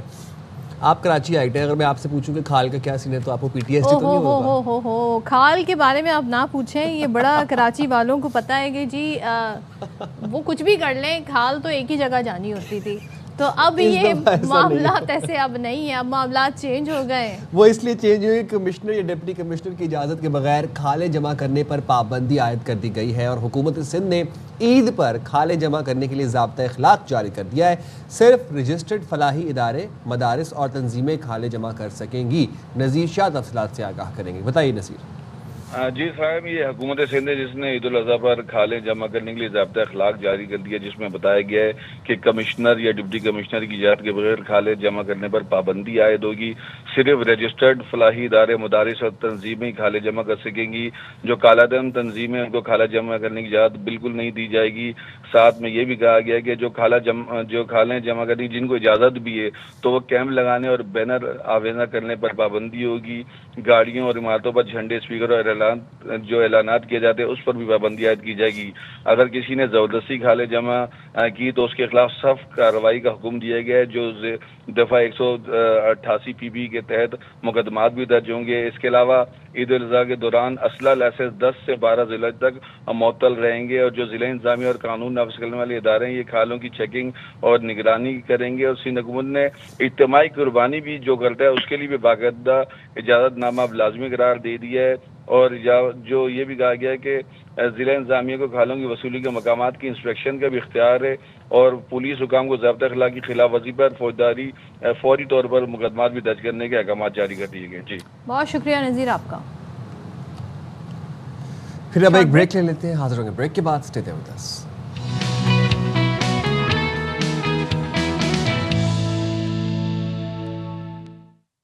Welcome back once again. اور اس ٹاپک پر جب ہم بات کرنے جا رہے ہیں, اس وقت بڑا ایک کہتے ہیں نا ایک ایپیڈیمک صورتحال بن گئی ہے. میں right for using this word, یعنی کہ اگر میں ویسٹ کی بات کروں وہاں پر جی تنہائی کا شکار بہت زیادہ لوگ ہیں. اور ہمارے یہاں ایک بڑا زبردست, اگر ہم دیسی اپنے گھرانوں کی بات کریں, جوائنٹ فیملی سسٹم ہے, پھر فیملی کو بڑا پریفر کیا جاتا ہے. لیکن کچھ حد تک ہم دیکھ رہے ہیں بیکاز آف دیز گیجٹس جو ہیں, ہم بھی اپنے گھروں میں ہوتے ہیں لیکن سب کے ہاتھ میں موبائل فون ہوتے ہیں, سب نے اپنے اپنے کونے سنبھالے ہوئے ہوتے ہیں. آپس میں وہ کمیونیکیشن، وہ انٹریکشن کھانے کی ٹیبل پر وہ نہیں ہو پا رہا ہے. تو آج ویسے بائی دا وے اتنی تمہید جو میں نے باندھی وہ اسی باندھی ہے کہ آج فیملی ڈے سیلیبریٹ کیا جا رہا ہے. اور دیکھیں فیملیز صرف گھروں میں نہیں ہوتی ہیں، دفاتر میں بھی ہوتی ہیں. ہم جیسے کہ اب پوری باخبر سویرا ARY نیوز ایک فیملی ہے. ہم شاید اتنا ٹائم اپنے گھر والوں کے ساتھ نہ اسپینڈ کرتے ہیں جتنا ہم دفتر میں کرتے ہیں. ہم ایک دوسرے کے ساتھ بات چیت بھی کرتے ہیں، دل ہلکا کر لیتے ہیں. So we are a family at ARY as well. اور یہی چیز جو آپ لوگ دیکھنا پسند کرتے ہیں ہم آپ کو دکھاتے بھی ہیں. تو جناب آج ہم بات اس لیے کر رہے ہیں فیملی ڈے کے حوالے سے کیونکہ آج ورلڈ فیملی ڈے سیلیبریٹ کیا جا رہا ہے. پاکستان سمیت دنیا بھر میں یہ دن منایا جا رہا ہے. ماں باپ، شوہر بیوی، بچوں، دادا دادی، grand parents, great grand parents, یہ ان رشتوں کی اہمیت کو اجاگر کرنے اور ان کے حوالے سے لوگوں کو اویئر کرنے کا دن ہے. بھائیوں، قرابت داروں کے خاندانوں کی فیملیز شمار کیا جاتا ہے اس میں. اچھا فیملی ایک انسٹیٹیوٹ ہے اور انسٹیٹیوٹ وہ پاکستان میں تو اس طرح سے بن گیا کیونکہ ہم نے وہ اس کو بڑا ایکسپینڈ کر دیا ہے اور ہماری فیملی انسٹیٹیوٹ میں بہت سے لوگ آ جاتے ہیں. So yes we are lucky to have this institute in our social construct. آپ کی فارمل ایجوکیشن تو آپ کے اسکول، کالج، یونیورسٹی سے ہو جاتی ہے، لیکن جو آپ کی تربیت ہے، جو ویلیوز ہیں، جو اقدار ہیں، وہ آپ اپنے بڑوں سے سیکھتے ہیں کیونکہ وہ نسل در نسل جو ہے اس کو منتقل کیا جاتا ہے. تو لیکن آج کل بڑی ڈسٹرپشن بھی ہو رہی ہے. لوگ ہم دیکھ رہے ہیں ینگ جنریشن ہمیشہ سے ہی ہر زمانے کی جو ینگ جنریشن ہوتی ہے اس کے اندر تھوڑی ریبیلیسنس ہوتی ہے. لیکن کیا پاکستان میں فیملی سسٹم اتنا ہی انٹیکٹ ہے جو کہ ایک آئیڈیلی ہونا چاہیے، یا یہاں بھی ہم وہی کلچر آتا ہوا دیکھ رہے ہیں جو باہر کنٹریز میں اس وقت ایک پینڈیمک اور ایپیڈیمک بن گیا ہے؟ بات کر لیتے ہیں. ہمارے ساتھ موجود ہے پیرنٹنگ ایکسپرٹ، موٹیویشنل اسپیکر امرین عسکری صاحبہ. Thank you so much Amreen join کرنے کے لیے. ذرا یہ بتائیے گا کتنا امپورٹنٹ ہے ایک شخص کے لیے اس کی ذہنی اور جسمانی صحت کے لیے فیملی کا ہونا، انٹریکشن ہونا، اپنا دل ہلکا کر لینا اور یہ پتہ ہونا کہ آپ کے پیچھے آپ کا خاندان ایک سپورٹ سسٹم کے طور پر آپ کے لیے موجود ہے. جی السلام علیکم سب سے پہلے، اور بہت شکریہ آج کے بڑے امپورٹنٹ دن پہ بلانے کے لیے مجھے. صدر جیسے آپ نے شروع میں بڑا اچھا انٹروڈکشن دے دیا فیملی سسٹم کا کہ جو ہماری فیملی یہاں پر ایک سسٹم ہوتا تھا ایک زمانے میں کہ جہاں فیملیز رہتی تھے، اکٹھے مل کے رہتے تھے اور ایک ویلیوز بھی تھی، ایک دوسرے کی رسپیکٹ بھی تھی اور مشترکہ فیصلے بھی ہوا کرتے تھے. اب وقت کے ساتھ ہمارے ہاں بھی پاکستان میں بھی ایک ایسا سسٹم آ گیا کہ لوگ اب اکیلے رہنا شروع ہو گئے ہیں. جو فیملی سسٹم تھا، اسپیشلی اگر میں جین زی کی بات کروں تو جین زی جیسے آپ نے کہا کہ ہم اپنے آفس میں ہوتے تھے میں ایک فیملی بن جاتے. اسی طرح سے جین زی کا یہ ہے کہ وہ اپنے فرینڈس کو اپنی فیملی کہنا شروع ہو گئے ہیں اور جہاں پہ وہ کام کرتے ہیں اس کو فیملی کہتے ہیں. لیکن جو ایک اصل فیملی ہے، جو آپ کا سپورٹ سسٹم ہے، جنہوں نے آپ کو ایموشنلی بھی ہیلپ کرنا ہے اور آپ کو ہر لمحے ہر قدم پہ آپ کو سپورٹ کرنا ہے، وہ کہیں پیچھے ہو گئے. اب اس میں امیجیٹ فیملی جو ہے آپ کے اپنے بہن بھائی ہیں، آپ کے ماں باپ ہیں، ان کے ساتھ تو ہمارا انٹریکشن پھر بہتر ہے. لیکن جو باقی فیملی ہے جس میں دادا دادی بھی آتے ہیں اور باقی ریلیٹیوز آتے ہیں، ہم ان سے کہیں بہت دور ہو چکے ہوئے ہیں. اس کی بہت سی وجوہات ہو سکتی ہیں کہ ہم جس طرح سے اب اپنا ہمارا ایک روبوٹک سسٹم بن گیا ہے، ہم لوگ سب بہت بیزی ہوتے جا رہے ہیں، ہمارے پاس دن سے رات تک ٹائم نہیں ہوتا زیادہ، تو ہم بہت امیجیٹ فیملی کو ہی ٹائم دے پاتے ہیں یا اپنے فرینڈس کو یا اپنے کولیگس کو. تو جو ہمارے ریلیٹیوز تھے جن کے ساتھ ہم لوگ بڑی سیلیبریشنز کیا کرتے تھے، اب وہ کہیں پیچھے چلے گئے. اب ان سے صرف اوکیجنلی ہی ملا جاتا ہے، عید تہوار پہ مل لیا جائے گا، کوئی شادی ہو جائے وہاں مل لیا جائے گا. تو اس لیے یہ سسٹم جو ایک مشترکہ ایک خاندانی سسٹم ہوتا تھا اب وہ کہیں دور جاتا جا رہا ہے. اگر آپ آج کل کے زمانے میں دیکھیں کہ بچے بیٹھے ہوئے ہیں ایک جگہ، لیکن آپ کو بھی پتہ ہے کہ ہم سب موبائلز یوز کر رہے ہیں. ٹھیک ہے، موبائلز کے تھرو ہم امریکہ میں تو بات کر رہے ہیں، ان سے تو ہم بہت کلوز ہو گئے، لیکن جو ہمارے ارد گرد کے سب لوگ بیٹھے ہوئے ان سے ہم دور ہوتے جا رہے ہیں. امرین if you can hear me basically yes I just wanted to ask you something کہ یہ جو ابھی آپ بات کر رہی ہیں کہ فیملیز جو امیڈیٹ فیملی ہے ان کے لیے ہی بہت مشکل سے وقت نکلتا ہے، کیا جو ینگر جنریشن ہے وہ فیملیز سے دور اس لیے ہوتی جا رہی ہے کیونکہ there is a communication gap, there is a education gap, there is a opinion gap, opinions match نہیں کرتے بہت سی چیزوں پہ، کیا یہ بنیادی وجہ ہے اس دوری کی؟ جی یہ وجہ ہو سکتی ہے، بلکہ میں کہوں گی کہ ایکچولی یہی وجہ ہے. ہماری جو نسل ہے، ہماری جو جین زی ہے، الفا ہے اور آگے جو بیٹا آ رہی ہے، وہ بیسکلی موبائلز کے تھرو ساری انفارمیشن لے رہی ہے. اب ایکچولی ان کو ضرورت نہیں پڑتی کہ وہ ہمارے ارد گرد جو لوگ بیٹھے ہوئے ان سے کوئی انفارمیشن لیں، یا تو ان کے پاس جو ان کی امیجیٹ فیملی میں ماں باپ ہیں، دادا دادی چچا، وہ بہت اپ گریڈڈ ہوں، ان کے پاس وہ نالج ہو جو آج کل کے بچوں کی ریکوائرمنٹ ہے. کیونکہ ہمارے بچے اب بہت زیادہ پرانی باتوں پہ نہیں جاتے, وہ کہتے ہیں یہ آپ کے زمانے میں ہوتا تھا. ہمیں چاہیے کہ ہم اس زمانے میں رہتے ہوئے ان کے انٹرسٹ کی بات کریں اور اس میں رہتے ہوئے ان کی ویلیوز کو لے کر چلیں. تو آئی ہیو سین کہ جن کے ساتھ آپ کا اچھی کمیونیکیشن ہے, جن کو ہم ٹائم دے رہے ہیں, جن کی ہم عزت کر رہے ہیں, کیونکہ دیکھیں بچے کی ریکوائرمنٹ کیا ہے کہ اس کو اگر ٹائم دیا جائے, اگر اس کو رسپیکٹ گھر میں ملے, اسی طرح کا ایک فرینڈشپ ماحول ملے, تو وہ گھر میں بھی رہنا پسند کرتا ہے, وہ آپ سے بات کرنا پسند کرتا ہے. لیکن کہیں نہ کہیں ہم سب مصروف ہیں. آپ فادر آئیں گے, وہ بیزی ہیں, وہ ٹائم نہیں دے رہے, مدر گھر کے کاموں میں بیزی ہے. اب آج کے بچہ تو یہ فاسٹ آپ کہتے ہیں ٹریک دنیا میں چل رہا ہے, ہم ان بچوں کو دنیا سے باہر آ گیا. قصوروار بھی نہیں ٹھہرا سکتے امبرین, اس لیے کہ جب یہ جو ایج ہوتی ہے نا 3 سال سے لے کے آن ورڈ ٹل 10 to 12 ایئرس, یہ بڑی بنیادی ایج ہوتی ہے جس میں اگر ہم بچوں کو ٹائم نہ دیں. آج کل پیرنٹس خود ہی بچوں کو موبائل فون پکڑا دیتے ہیں تاکہ انہیں بھی موبائل فون یوز کرنے کا ٹائم ملے. تو یہ والی جو ٹائم ہے جب یہاں پہ بچہ بگڑ جاتا ہے اور جب بڑے ہو کر وہ ریبیلیس ہو جاتا ہے, تو یہ سوچا جاتا ہے یہ ایسا کیوں ہے, یہ ایسا کیوں کر رہا ہے. تو آئی تھنک پیرنٹس کو اپنا رول ادر دین ٹیکنالوجی یہ بھی دیکھنا ہوگا کہ وہ بچے کی اپ برنگنگ کیسے کر رہے ہیں. میں آپ سے صدف بالکل ایگری کرتی ہوں. بینگ اے پیرنٹ ایکسپرٹ, میں پیرنٹس کو آج کل یہی بتا رہی ہوں کہ دیکھیے آپ لوگ جو اپنا ٹائم سیو کرنے کے لیے ہم بچوں کو جو موبائلز دے رہے ہیں, ہمیں لگتا ہے کہ وہ بچہ خاموش ہو کے بیٹھا ہے اور وہ انگیج ہے کہیں نہ کہیں. آپ کو یہ نہیں پتا کہ وہ آپ سے کتنا دور ہوتا جا رہا ہے, اور آپ کو نہیں پتا کہ وہ سوشل میڈیا کے تھرو کون کون سی چیزیں دیکھ رہا ہے, وہ کیا انفارمیشن لے رہا ہے, اس کی کس طرح سے ویلیوز اور کس طرح سے اس کی اپ برنگنگ ہو رہی ہے. تو اس چیزوں کو اب ہمارے پاس اب ٹائم ہے, ہمیں اس چیز کو بدلنا ہے, کیونکہ آگے جو وقت جا رہا ہے بہت ڈیفیکلٹ آنے والا ہے. بچے ماں باپ کیا کسی کو ویلیو نہیں کر رہے.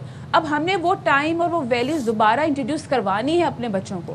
اس کے لیے ہمیں یہ کرنا پڑے گا کہ ہمیں ایک اسپیشل ٹائم, جس کو کوالٹی ٹائم کہتے ہیں, ہمیں اپنے بچوں کے ساتھ گزارنا ہے. ان کو لے کر جانا ہے فیملی میں کہ دیکھو یہ ہمارے آپ کے دادا ہیں, یہ ہماری فیملی ہے, یہی آپ لوگوں کے سب سے کلوزسٹ ہیں اور مشکل وقت میں یہی لوگ کام آنے والے. لیکن ایکچولی ایسا ہو نہیں رہا. میں نے بہت سے لوگوں کو دیکھا ہے کہ مستقل بچہ 2-3 گھنٹے اپنے ٹیب سے آنکھیں نہیں اوپر اٹھاتا, اور پیرنٹس خوش ہیں کہ چلو وہ کھا بھی رہا ہے, وہ اسی طرح سے ہمیں تنگ نہیں کر رہا. Actually parents are happy for that. لیکن آپ دیکھیے کہ آٹزم کے بچے آج کل بہت آتے جا رہے ہیں, ان کی کمیونیکیشن ختم ہو گئی ہے, بہت سی پرابلمس بچہ فیس کر رہے ہیں.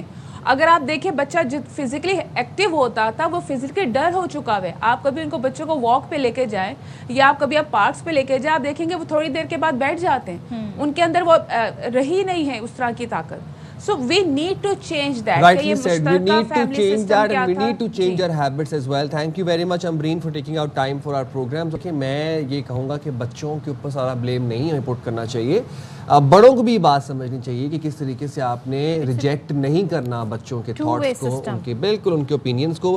ریجیکشن جو ہے وہ ریبیلیس بناتا ہے بچوں کو, اور جب یہ کہا جاتا ہے کہ تمہیں کیا پتا ہو, تم فون میں لگے رہتے ہو, تمہیں فون نے خراب کر دیا ہے, ہمیں زیادہ پتہ ہے, یہ چیزیں جو ہے نا بچوں میں ریبیلین کریٹ کرتی ہیں. لیکن جب ہمارے ٹائم میں تو بھائی وہ جو ایک فلائنگ ڈرون جو ہماری دیسی اماؤں نے ایجاد کیا تھا وہی کافی ہوتا تھا. تو وہ جو ہے اب چیزیں آگے بڑھ گئی ہیں, اب اوپینینز اور اب لیکن نہیں تھوڑی بہت جو کہتے ہیں نا بچوں کو روک ٹوک. اب میں دیکھتی ہوں اکثر بیشتر بچے کسی کے گھر جاتے ہیں, کوئی ایسے کام کر رہے ہوتے ہیں, کسی کوئی چیز ایسی اٹھا رہے ہوتے ہیں, پیرنٹس روکتے نہیں ہیں بلکہ وہ برا مانتے ہیں کہ جو ہمارا ہوسٹ ہے اس نے اس چیز کو پوائنٹ آؤٹ کیوں کیا. تو یہاں سے آپ اپنے بچوں کو بگاڑ رہے ہیں. Parenting is very important. Moving forward, چلیں اپنا بہت سارا خیال رکھیے گا, گرمی بھی ہے اور آپ لوگوں نے جا کے جی جانور کی خریداری بھی کرنی ہے, تو بہت ساری چیزیں دھیان رکھنا ہے, اور ساتھ میں انجوائے بھی کیجیے گا. اللہ حافظ. پاکستان زندہ باد. پاکستان زندہ باد.